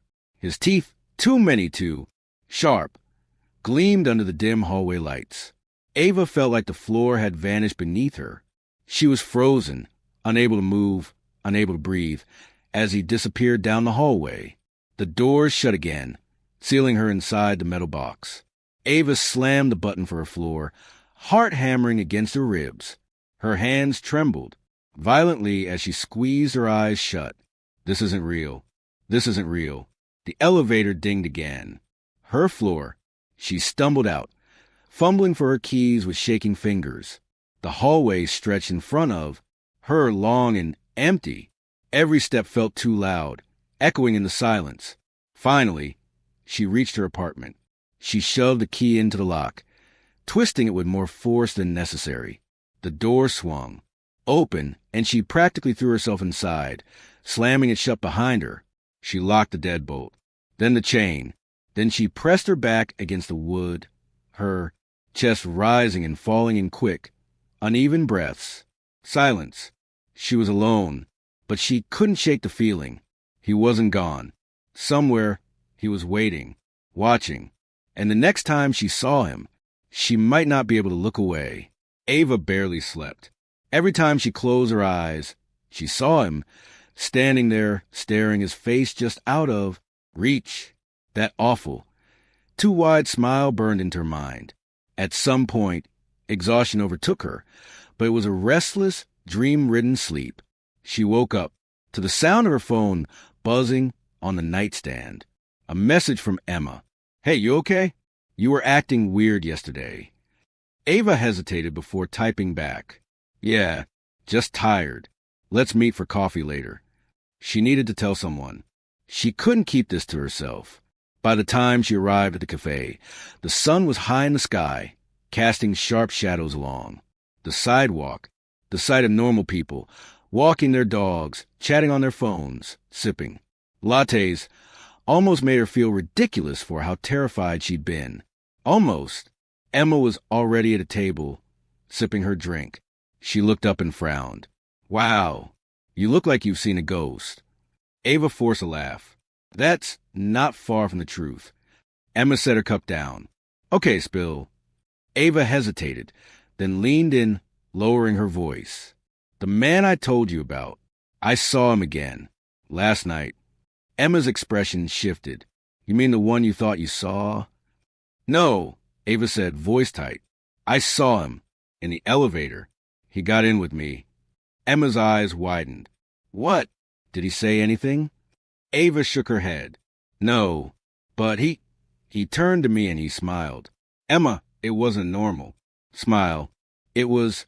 She shivered, rubbing her arms. "Wrong. His mouth was too wide. His teeth..." She stopped, swallowing hard. Emma's concern deepened. "Ava, are you sure this isn't just your mind playing tricks on you? Maybe you're stressed or sleep-deprived." "I know what I saw." Ava snapped a little too harshly. Emma held up her hands. Okay. What do you want to do?" Ava exhaled, rubbing her temples. "I don't know, but I have a feeling this isn't over." Emma reached across the table, squeezing her hand. "We'll figure it out. You're not alone." Ava nodded, though she wasn't sure she believed it, because as she looked out the cafe window, there he was, standing across the street, watching. Ava's blood ran cold. She turned to Emma, barely able to get the words out. "Tell me you see him." Emma followed her gaze, then frowned. Ava, there's no one there. Ava felt the world tilt beneath her. She turned back. The man was gone. Ava clutched the table to keep from swaying. Her pulse thundered in her ears. And deep inside, she knew this wasn't just a stalker. It wasn't even human. And whatever it was, it wasn't done with her yet. Noah was 6 years old when he first saw the shadow under his bed. It was late at night, and the warm glow of his nightlight cast a dim circle of light onto the floor, but it wasn't enough to push back the heavy darkness pooling beneath the wooden frame. He lay on his back, staring at the ceiling, his small hands clutching the blanket to his chin, as if the fabric alone could protect him from the creeping unease building in his chest. The house was silent. His parents had gone to bed an hour ago, and even the distant hum of the refrigerator had stopped. The only sound was the soft ticking of the clock on his wall. But Noah could hear something else, a faint whispering, barely more than a breath, coming from under his bed. At first, he thought it was a wind.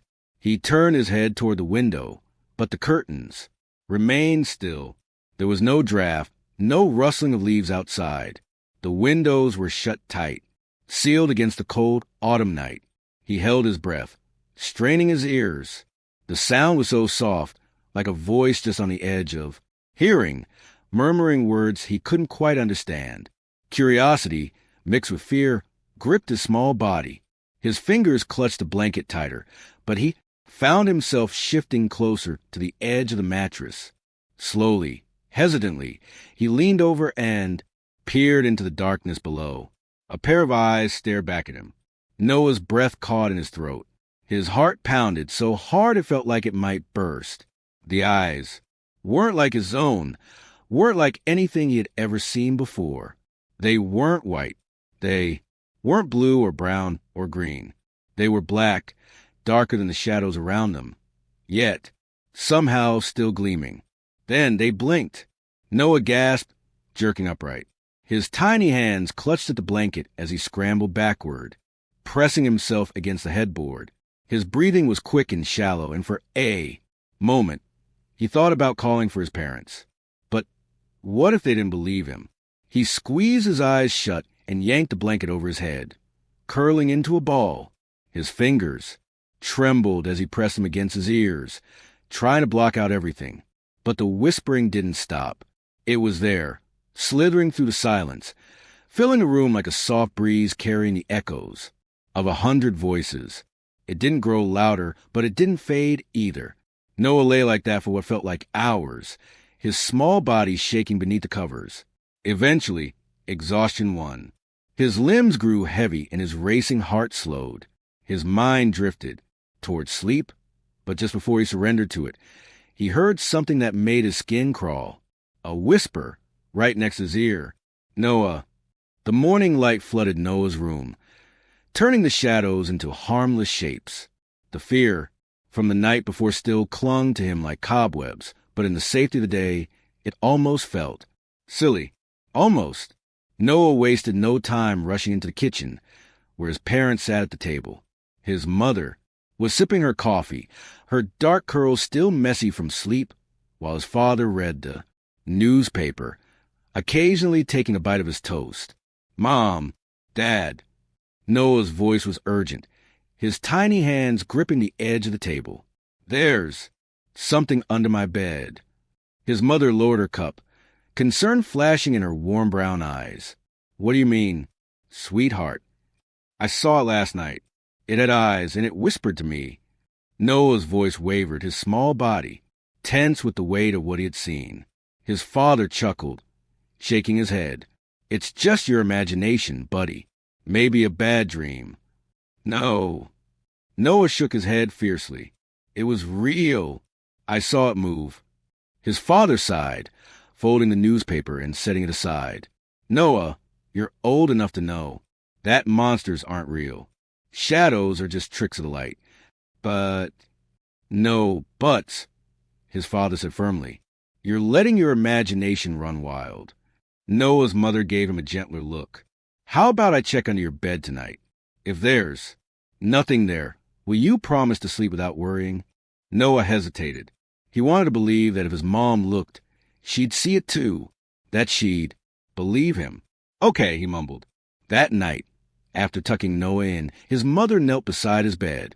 The warm glow of the nightlight cast long shadows across the room, but she didn't seem scared. She lifted the blanket and peeked underneath. See? She turned to him with a smile. Nothing but dust bunnies. She ruffled his hair, pressing. A kiss to his forehead. Now get some sleep, love. Noah wanted to believe her. He really did. But as soon as she left the room and closed the door, the whispering started again. And this time it called his name. Over the next few nights, things got worse. The whispering never stopped. It was there every night, just beyond his understanding. Soft, raspy, filled with something wrong. Noah tried to ignore it. He buried his face in his pillow, squeezed his eyes shut, and counted. Sheep. But ignoring it didn't make it go away. The shadow didn't just whisper anymore. It moved. Noah would see it shifting in the darkness, growing longer, stretching toward him in slow, deliberate motions. The eyes would flicker open and shut, blinking at him like something alive. One night, he tried to be brave. He sat up in bed, gripping his blanket like a shield, and whispered, "Who are you?" The whispering stopped. The silence stretched. And then it laughed. A dry, crackling sound, like dead leaves rustling in the wind, like something ancient, something that had been waiting a very, very long time. Noah screamed. His father burst into the room, flipping on the light. The brightness chased away the shadows, leaving nothing but the normal shapes of his toys and furniture. "Noah, what is it?" His father's face was a mixture of exhaustion and irritation. "The shadow," Noah cried. "It laughed at me." His father groaned, rubbing his temples. "Noah, enough. There's no such thing as a shadow. That talks. You're letting your imagination get the best of you. But, no buts." His father's voice was firm. "If you keep this up, we'll have to take away your nightlight. You're too old for this nonsense." Tears burned in Noah's eyes. He wanted to stop being scared. He wanted to believe his dad. But the shadow wouldn't leave him alone. And worse, it was getting closer. By the end of the week, Noah stopped sleeping. His face grew pale and dark circles bloomed under his eyes. He refused to play with his toys and refused to eat much at dinner. His mother started to worry.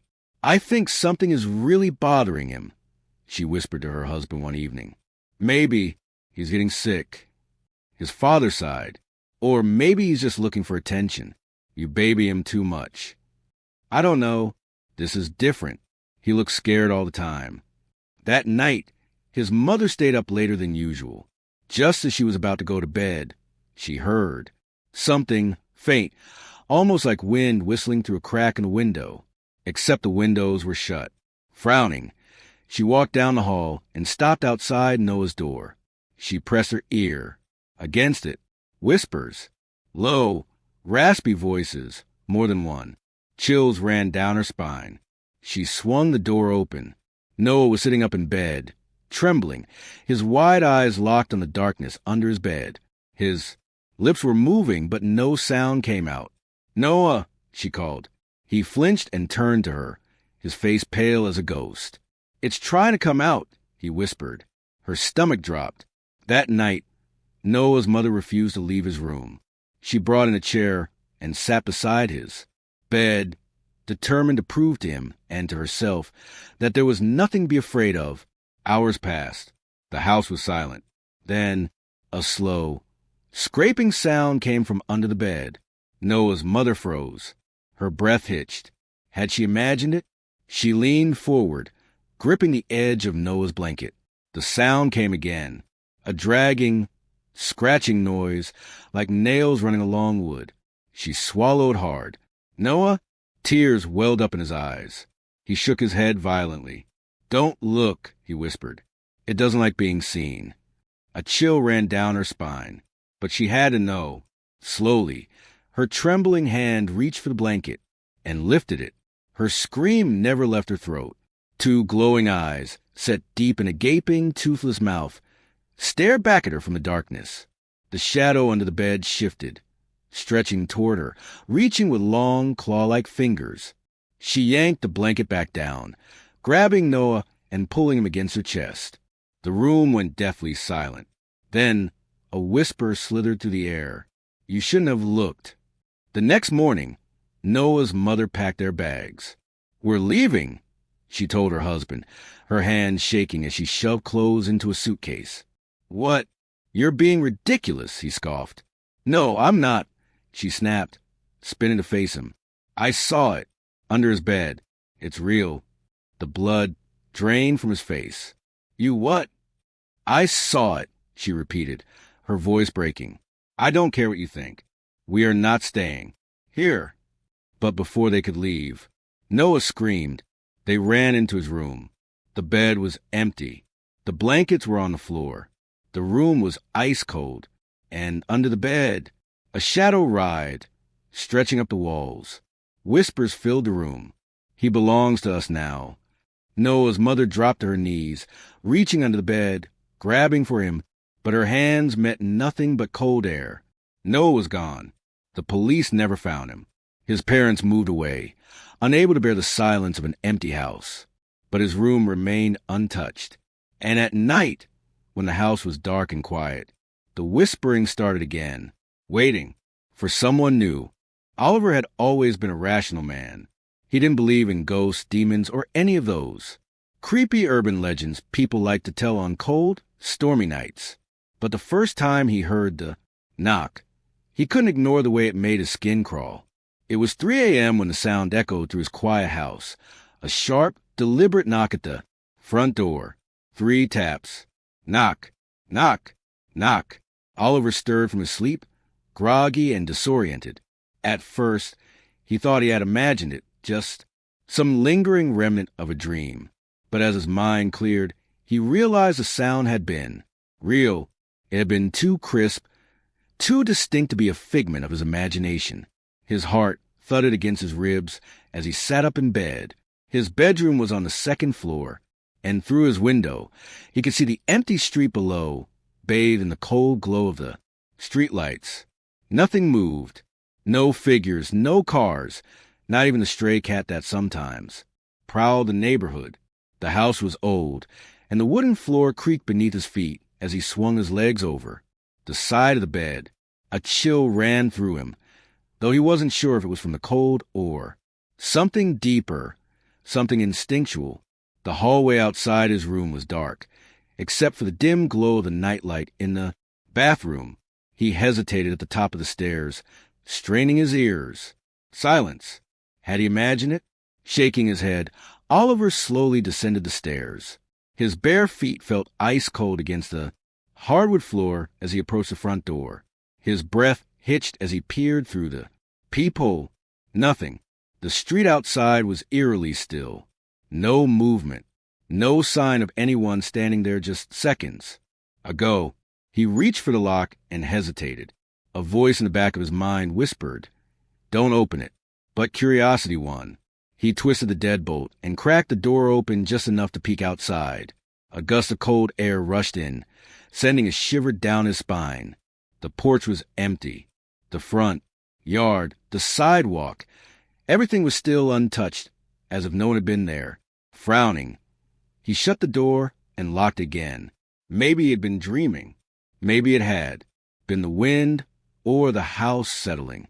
Still, as he climbed back into bed and pulled the covers up to his chin, he couldn't shake the uneasy feeling crawling beneath his skin. And then, just as his eyes began to close, a whisper, faint, almost too soft to hear, right outside the door. "Let me in." Oliver's eyes snapped open, his pulse hammering in his ears. He held his breath, listening, but there was only silence. The knocking came again the next night, and the night after that, always at 3 a.m., always 3 knocks. At first, Oliver tried to ignore it. He forced himself to stay in bed, squeezing his eyes shut, telling himself it was just his mind playing tricks. But he couldn't. Each knock sent a pulse of fear through his chest, a deep, instinctual terror that made his skin prickle. It felt wrong. By the 4th night, he was ready. He sat in the living room, directly across from the front door, staring at it as the clock on the wall ticked toward 3 a.m. 2:59. He held his breath. The clock struck 3. Knock, knock, knock. Oliver's heart slammed against his ribs. The sound was clear, precise. There was no mistaking.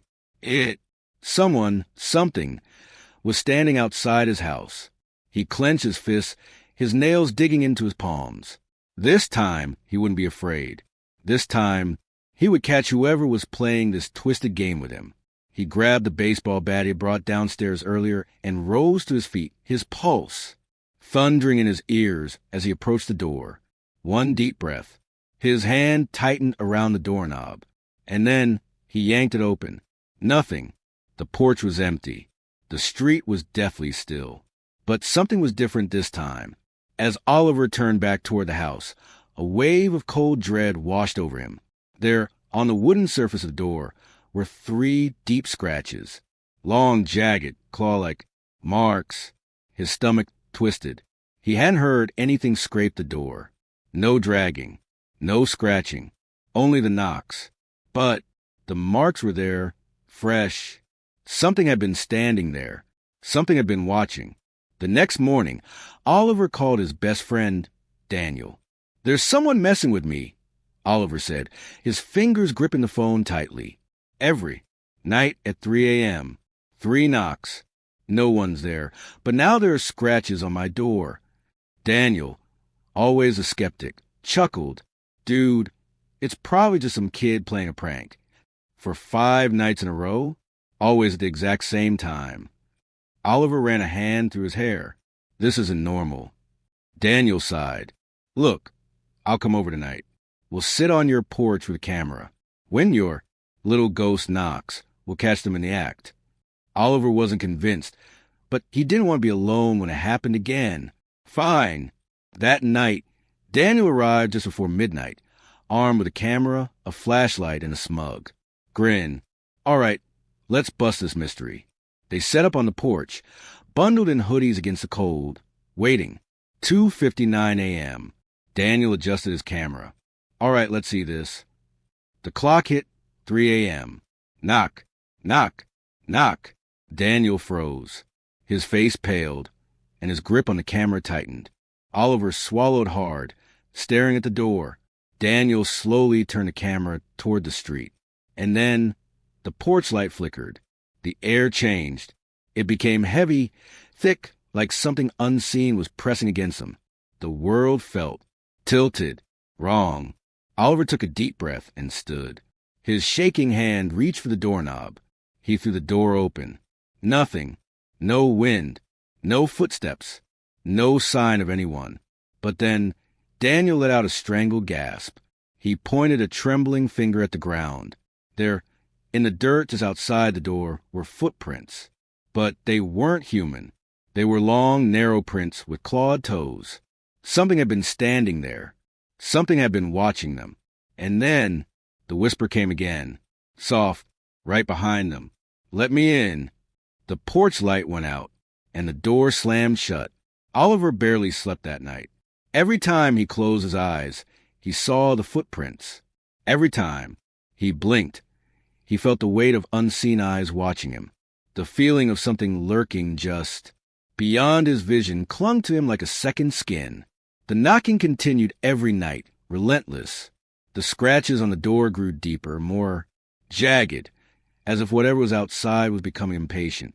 Oliver stopped checking the people. He stopped opening the door. But he could still hear it. Hear the way the wood groaned under invisible pressure. Hear the way the air outside the house seemed to shift as though something massive yet unseen was standing there. Then the whisper started, soft at first, just barely audible under the knocks. A murmur, a breath just beyond. Understanding. A sound that felt like it was meant for him alone. Oliver thought he was imagining it, that his exhausted brain was playing tricks on him. But then, one night, as he lay awake in bed, staring at the ceiling, the whisper cut through the silence like a blade. "Let me in." Oliver sat up so fast he nearly fell out of bed. His breath came in sharp gasps, and his skin was clammy with sweat. The knocking came again, louder than ever. Bang, bang, bang. It rattled the walls. It made the floorboards tremble. And then the whisper followed, curling around the edges of his mind like smoke. "Let me in." Oliver's stomach twisted. He grabbed his phone with shaking hands, scrolling through his contacts. He needed to call someone. He needed someone, anyone, to hear this. Before he could press a button, the knocking stopped. For the first time in weeks, silence filled the house. But Oliver didn't feel relieved. He felt watched, and when he turned his head toward the darkest corner of his bedroom, the shadows seemed just a little too thick, a little too deep, a little too alive. Oliver couldn't take it anymore. He decided that tonight he would stay up with every single light in the house turned on. The lamps, the ceiling lights, even the glow from his computer screen. He wouldn't answer the door. He wouldn't look outside. He wouldn't acknowledge it. 2:59 a.m. Oliver sat in the living room, gripping the arms of his chair so tightly his fingers ached. The TV was on, playing an old sitcom, but he wasn't watching. He wasn't even blinking. 3 a.m. The knock came. Knock, knock, knock. Oliver clenched his jaw, staring straight ahead. The knocking grew louder. Bang, bang, bang. The entire house seemed to shudder. The walls groaned. The ceiling creaked. The lights flickered. Then the whisper came. This time, it wasn't outside the door. It was right next to his ear. "You should have opened the door." Oliver whipped around, his heart pounding so hard it made him feel sick. Nothing. There was nothing there, but his blood ran cold. The knock hadn't come from the front door this time. It had come from inside the house. His breath hitched. His eyes darted toward the hallway. The air felt wrong. Thick, heavy, suffocating. The shadows along the walls seemed darker, stretching unnaturally as if they had grown longer in the flickering light. And then, slowly, so slowly that Oliver thought he might be imagining it, one of the shadows moved. A shape, tall and thin, peeled itself away from the darkness. It stood at the edge of the hallway, its head tilted at an unnatural angle. Its eyes were empty voids, black, endless, watching him. Oliver couldn't move. The thing smiled, a wide, unnatural grin that stretched too far, filled with too many teeth. The lights flickered again. Then they went out, and Oliver screamed. The next morning, Daniel arrived at Oliver's house, knocking on the door. No answer. He frowned and knocked again, harder this time. Still nothing. With a growing sense of unease, Daniel pulled out his phone and called Oliver's number. The line rang and rang until it eventually went to voicemail. Something felt wrong. Daniel hesitated for only a second before reaching for the doorknob. It was unlocked. His stomach twisted. Slowly, he pushed the door open. The house was silent. Cold. The air felt thick, heavy, unnatural. A quiet so deep it felt as if the entire house was holding its breath. "Oliver?" Daniel's voice echoed slightly, unnaturally. He took slow steps into the living room. The chair where Oliver had been sitting was empty. The TV was still on, the glow of the screen, casting flickering shadows on the walls. The remote lay on the floor as if someone had dropped it in a hurry, but Oliver was gone. Daniel's pulse quickened as he turned toward the front door and stopped. 3 fresh scratches marred the wood, deepening before, the grooves cutting through as if something with claws had carved them there. And beneath them, written in smeared, blackened marks, were 2 words. 2 words that sent a chill down Daniel's spine, that made the air in his lungs feel like ice. "Let me in." The night air was crisp, carrying the scent of damp earth and fallen leaves. A full moon hung low in the sky, casting eerie silver light over the old graveyard on the outskirts of town. The place had always been the center of ghost stories, the kind that parents told their kids to keep them from wandering too far at night. But for Jake, Lena, Ryan, and Ashley, it was just another challenge. Come on, it's just a graveyard. What's the worst that could happen? Jake smirked, shoving his hands into the pockets of his hoodie. Lena rolled her eyes, shifting nervously on her feet. You say that now, but if we get caught trespassing, it's your fault. Ryan, the self-proclaimed ghost expert of the group, grinned. I heard the caretaker doesn't even check this place at night. Besides, people say it's haunted. Wouldn't it be cool to see if it's true? His voice held a thrill that the others didn't quite share. Ashley hugged herself. I don't know, guys. Sneaking into a graveyard at midnight, it feels wrong. Oh, come on, Ash. Jake nudged her with his elbow. It's just for fun. What, you scared? Ashley glared at him. I didn't say that. Then let's go. The four teenagers squeezed through the rusted bars of the cemetery gate, their feet crunching against dead leaves and gravel. The cemetery was old, one of the oldest in town. Cracked, tombstones jutted out of the earth at odd angles, their names and dates barely legible from. Years of erosion. Some graves had sunken into ground, the soil disturbed as if something had clawed its way out. The deeper they went, the more suffocating the air became. The scent of rotting wood and damp moss clung to their noses.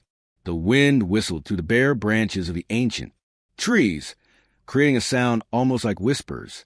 Lena hugged her arms. I don't like this place. Jake scoffed. It's just an old cemetery. What's there to be afraid of? Ashley stopped suddenly. Her skin prickled with an unnatural chill. Did you hear that? Jake chuckled. Nice try. You're not scaring me. Ryan, however, had gone pale. No, I heard it too. A whisper. Soft, faint, calling a name. Lena's breath caught in her throat. She spun around, scanning the darkness. Who said that? No one answered. The wind howled, but underneath it, the whisper came again. Ryan. Ryan stiffened. Okay, who's messing with us? His voice was tight, forced. Ashley's fingers dug into his arm. It's not funny. Stop. I swear it's not me. Jake raised his hands. I didn't say anything. Then they heard it again. Jake. A breathy whisper drifting from the graves. The voice was neither male nor female. Just a sound like wind through hollow bones. Ashley's eyes widened in terror. Let's get out of here. Lena turned to run, but then, Ashley, the whisper came from directly behind her. She whirled around, expecting to see someone standing there, but there was no one, just rows of old, crumbling tombstones. The air grew colder. The wind stopped. The night was silent, dead silent. Ashley's breath came in quick, shallow gasps. We have to leave. Now. Jake, normally the fearless one, looked shaken. Yeah, okay. Let's go. They turned back toward the entrance and stopped. The gate they had squeezed through was gone. In its place was a solid, rusted iron fence. No opening. No exit. What the hell? Lena whispered, panic creeping into her voice. Ryan ran to the bars, gripping them so hard his knuckles turned white. He shook them, but they didn't budge. This isn't possible. We just came through here. The whispers returned. This time, they were all around them. Stay. Don't go. We've been waiting. Ashley pressed her hands over her ears. Who are you? She cried. The voices overlapped, blending together in a sickening harmony. You forgot us. You left us behind. You must remember. Shadows shifted between the tombstones. Shapes moved in the darkness. Ryan's voice cracked. We don't know you. Then a deep, rumbling voice answered. You will. A gust of wind slammed into them, knocking them backward. The world seemed to twist. Graves stretched higher. The trees looked like giants. The sky darkened into an abyss. And then, they weren't alone. Figures stood between the graves. Dozens of them. Pale faces. Hollow eyes. Their bodies were wrapped in tattered burial shrouds, skin stretched. Too tight over bone. Some had gaping mouths, frozen in silent screams. Others had blackened. Hands. Fingers twisted like claws. Ashley clapped a hand over her mouth to stifle a sob. Lena stepped back, her whole body trembling. This isn't real. This can't be real. One of the figures stepped forward. A woman, her face half decayed, eyes milky white. She dragged her feet as she moved, her skeletal fingers twitching. "You left us behind," she whispered. Jake shook his head violently. "We don't know you. We've never been here before." The woman tilted her head, her jaw creaking as she grinned. "Not you? Them." She raised a bony finger, pointing behind them slowly. As if controlled by some unseen force, they turned. More figures stood behind them. But these were different. They looked exactly like them. Duplicates. Twins. Their own faces staring back at them. Ashley's doppelganger had empty black eyes. Lena's double had a twisted, eerie grin. Ryan's copy was missing a chunk of flesh from his cheek, exposing bone. And Jake's mirror image was staring motionless, his lips parted as if he were about to speak. Then, all at once, the copies whispered in unison, "It's your turn." The ground beneath them trembled. The graves yawned open. Hands, rotting skeletal hands, burst in the dirt, grabbing their ankles. Ashley screamed as she was yanked downward, her nails clawing at the earth. Lena kicked and thrashed, but the grip was too strong. Ryan and Jake struggled, their voices rising in sheer terror. The doppelgangers stepped closer, reaching out. Their fingers sank into the teen's skin, merging with them, pulling them into the grave. Darkness swallowed them whole. The graveyard fell silent once more. The wind picked up, the trees whispered, and 4 new figures stood among the tombstones. Pale faces, hollow eyes, waiting for the next visitors to enter the graveyard, to hear the whispers, to take their place. The ghostly copies of the 4 teenagers stood motionless, their hollow expressions eerily, mirroring their own. Their eyes, dull and lifeless, seemed to pierce right through them. Then, all at once, they spoke in a whispering chorus. "You left us here." Ashley's heart pounded violently against her ribs. "I don't understand," she choked out her voice barely above a whisper. The first ghostly figure, the woman with a decayed face, stepped forward. Her movements were slow, deliberate, as if the air around her resisted her existence. "Long ago," she rasped, her voice layered with sorrow, "we were just like you, young, alive. We came here on a dare, just as you did. And then," she paused, her milky eyes glancing at the darkened sky, "we were taken." Ryan's throat was dry. "Taken by what?" he asked, though deep down he wasn't sure he wanted the answer. A gust of wind swept through the cemetery, kicking up a cloud of dead leaves. The ground seemed to shudder beneath their feet. Then out of the darkness, something shifted. Between the graves, a shadow emerged. It was impossibly tall, taller than the trees, its form a writhing mass of shifting darkness. The longer they looked at it, the harder it was to focus, as if their eyes refused to comprehend what they were seeing. A deep, guttural voice slithered through the air, colder than the wind. "I am the keeper of the forgotten, the lost, the abandoned." The weight of its presence pressed down on them, making it harder to breathe. The air around them grew thick, suffocating. Ashley gripped Lena's arm, her fingernails digging into her friend's skin. "We don't belong here," she gasped. The shadow laughed, a low, hollow sound that sent chills up their spines. "You came willingly. Now you will stay." The wind roared again. The figures lunged forward, their outstretched hands like skeletal claws, reaching for them. Their whispering voices turned desperate, frantic. "Stay with us. We were forgotten. Don't leave us behind." Ashley screamed. Lena yanked her hand, dragging her backward. "Run." They bolted, but the graveyard was no longer what it had been. The paths twisted like a maze. Tombstones shifted before their eyes, blocking their way. The gate, their only exit, was gone. No matter which direction they ran, they always ended up back, at the center of the cemetery, right where the thing was waiting, and it was getting closer. The ghostly figures closed in, their icy fingers inches from their skin. Their whispers turned to hissing voices, each breath echoing like a death rattle. Ashley's chest heaved. Her body trembled violently as she clung to Ryan's arm. "We're trapped," she sobbed. "There's no way out." Jake's eyes darted around desperately, searching, hoping for anything. A break in the tombstones, a hidden passage, a glimmer of hope. And then he saw it, a grave, a freshly dug grave. The soil was dark, damp, and disturbed as if something had just been buried or was waiting to be buried. And on the tombstone, above it, their names: Ashley Carter, Lena Brooks, Jake Turner, Ryan Wells. A chill ran through his spine as he read the inscription below their names. Died on October 31st. Buried before they even knew they were dead. No, no, no. Ashley stumbled back, shaking her head violently. This can't be real. We're not dead. We're not dead. Ryan's hands clenched into fists. His mind raced. There had to be a way out. There had to be. His eyes locked onto a jagged rock near the grave. His fingers closed around it, and without thinking, he lifted it high above his head and smashed it against the tombstone. Crack! The marble split in two.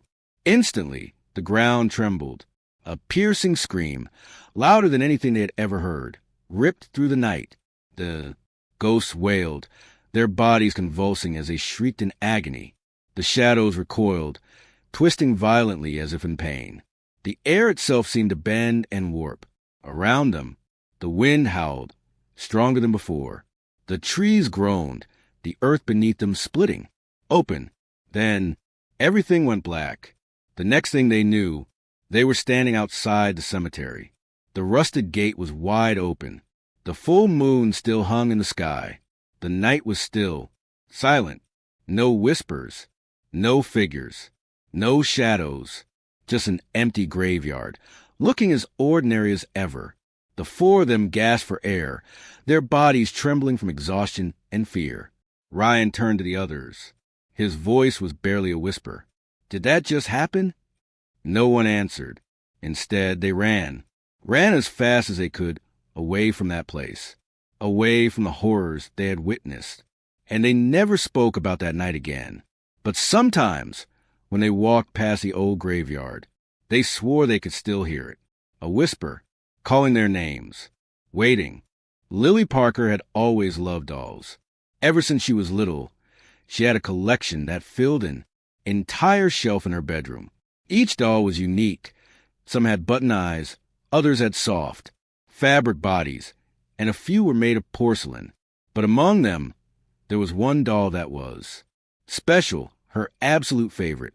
It was a beautiful porcelain doll with long golden hair, icy blue eyes, and a delicate pink dress, made of lace. Her tiny hands were perfectly sculpted, her face painted with the gentlest expression. She had soft, rosy cheeks and eyelashes so delicate that they looked almost real. The doll had been a gift from her grandmother on her 8th birthday. From the moment Lily held her, she felt an unusual attachment to her. There was something about Annabelle that felt different. It wasn't just a toy. It almost felt like a friend, someone who was always watching over her. Unlike her other dolls, which sometimes collected dust from being untouched, Annabelle was always with Lily, whether on her bed, at her desk, or in her arms while she read. Lily named her Annabelle. At first, Annabelle was just like the rest of her dolls, sitting neatly on the shelf, watching over Lily as she played or slept. Lily would brush her hair every night and make sure her dress was neat before tucking herself into bed. She loved Annabelle, but as the weeks passed, strange things started happening. Annabelle wouldn't stay in one place. At first, it was small things. Lily would set her on the shelf at night, but in the morning, she would find her sitting on her desk. Sometimes, she'd leave Annabelle in her toy box, only to come back and see her lie on the bed as if she had been placed there. Lily didn't pay much attention at first. Maybe she had forgotten where she put her. Maybe her mother had moved her while cleaning. But then, it started happening every single day. One afternoon, after coming home from school, Lily was horrified to find Annabelle sitting on the windowsill, her blue eyes staring blankly outside. Lily's stomach twisted. She was sure she had left Annabelle on the shelf before going to school. A thought struck her. "Max!" she called, storming into her younger brother's room. Max, who was lying on the floor playing with his toy cars, barely looked up. "What?" Lily held up the doll. "Stop moving my doll," she snapped. "It's not funny." Max scrunched his nose. "I didn't touch your creepy doll." Lily frowned. "Then how did she get there?" Max shrugged. "Maybe she moved on her own." Lily rolled her eyes. Dolls don't move on their own. But deep down, she wasn't so sure anymore. That night, Lily made sure Annabelle was sitting properly on the shelf before she went to sleep. She even whispered, "Stay here, okay?" as if the doll could actually listen. Her room was dimly lit by the glow of her nightlight. She had always liked sleeping with a little light on, but tonight, the shadows in the room felt deeper. The corners of the room stretched, darker than usual. Lily pulled the covers up to her chin and closed her eyes. But sleep didn't come easily. She tossed and turned for hours, feeling restless. Every so often, she would open her eyes and glance at the shelf, just to make sure Annabelle was still there. Eventually, exhaustion took over, and Lily drifted into a light sleep. Then, in the middle of the night, something stirred. A soft sound, like fabric brushing against wood. Lily shifted under the blankets, half asleep. Then, a thump. Her eyes flew open. Her breath caught in her throat. Something was in the room with her. Slowly, hesitantly, she turned her head toward the shelf. Annabelle was gone. Lily's chest tightened. Her fingers gripped the blanket as she forced herself to sit up. The room was silent, except for the sound of her own breathing. Her gaze swept across the room, and then she saw it. Annabelle, sitting on her pillow, inches from her face. Lily's heart slammed against her ribs. How? Her fingers trembled as she reached out and grabbed the doll. Her porcelain skin felt colder than usual, almost like ice. Lily bolted upright and hurriedly placed Annabelle back on the shelf, her hands shaking. She told herself it was nothing. Maybe she had moved it in her sleep without realizing. Maybe she had sleepwalked. But then it kept happening. Day after day, no matter where she placed Annabelle, the doll would always end up somewhere else. Sometimes it was just a few feet away. Other times she would be across the room. Once, Lily left Annabelle inside her closet, shutting the door tightly. She even placed a heavy box in front of it, just to make sure it wouldn't open. The next morning, the closet was wide open, and Annabelle was sitting at Lily's desk, facing the bed. That was the first time Lily felt truly afraid. One evening, as Lily was brushing her hair in front of the mirror, she swore she saw something move in the reflection. It was just a flicker, a small shift of light in the background. She froze. Her eyes darted toward the shelf. Annabelle was still there, sitting perfectly still. Lily's throat was dry. She turned around slowly, scanning the room. Nothing. She exhaled shakily. "I'm just imagining things," she whispered to herself. But that night, she had trouble sleeping. The room felt colder than usual. The air was heavy, almost like something was watching her. Every small creak of the house made her heart race. The rustling of the trees outside sounded like whispering voices. Then, a whisper, soft, almost too quiet to hear. "Lily?" Lily's eyes snapped open. Her stomach turned to ice. Had she imagined it, or had someone really whispered her name? Slowly, she turned her head toward the shelf. Annabelle was gone. A shuffling sound came from the floor. Lily's pulse pounded in her ears. Her breath came in shallow gasps as she reached for her phone, her fingers fumbling to turn on the flashlight. The light flickered on, and there in the beam, Annabelle, sitting on the carpet, facing her. Her cold blue eyes seemed to glisten in the dim light. Her porcelain lips slightly parted as if she was about to speak. Lily screamed. Her parents rushed in moments later, switching on the lights. "What's wrong, sweetheart?" her mom asked, her voice filled with concern. Lily pointed at the doll, her whole body trembling. She moved. Her dad sighed, rubbing his forehead. Lily, it's just a doll. He picked up Annabelle and placed her back on the shelf. Maybe you knocked her over in your sleep. Lily shook her head, but she didn't argue, because deep down she already knew Annabelle had moved on her own, and she wasn't going to stop. Lily had never been this scared before. Annabelle wasn't just moving. She was doing things that Lily couldn't explain. She needed to talk to someone who would listen. The next day at school, she pulled her best friend, Sophie, aside during lunch. They sat on the farthest bench in the playground, away from everyone else. The autumn wind blew through the trees, making the branches creak. Lily hesitated for a moment, then took a deep breath and told Sophie everything. Sophie listened in silence, her face growing paler with every word. When Lily finished, Sophie shook her head. Lily, that's not normal, she whispered. What if the doll is haunted? Lily forced out a laugh, but it sounded weak. That's ridiculous. She's just a doll. Sophie didn't laugh. Dolls don't move on their own. Lily's stomach twisted. She wanted to believe it was all in her head, that maybe her brother was playing tricks on her. But deep down, she knew the truth. Sophie leaned in closer, lowering her voice. My grandma used to tell me stories about spirits, attaching themselves to objects, especially dolls. You should get rid of it, Lily, before it's too late. Lily frowned. Just throw her away? No, you have to do it properly, Sophie insisted. You can't just toss it in the trash. If it's really haunted, it'll come back. Lily swallowed. Then what should I do? Sophie hesitated. Bury it, far away, somewhere it won't be found. Lily shivered. The idea of burying Annabelle felt wrong, almost like she was doing something bad. But at this point, she was willing to try anything. That night, she made a decision. She would lock Annabelle in a box. After dinner, Lily rushed to her room and found an old shoebox.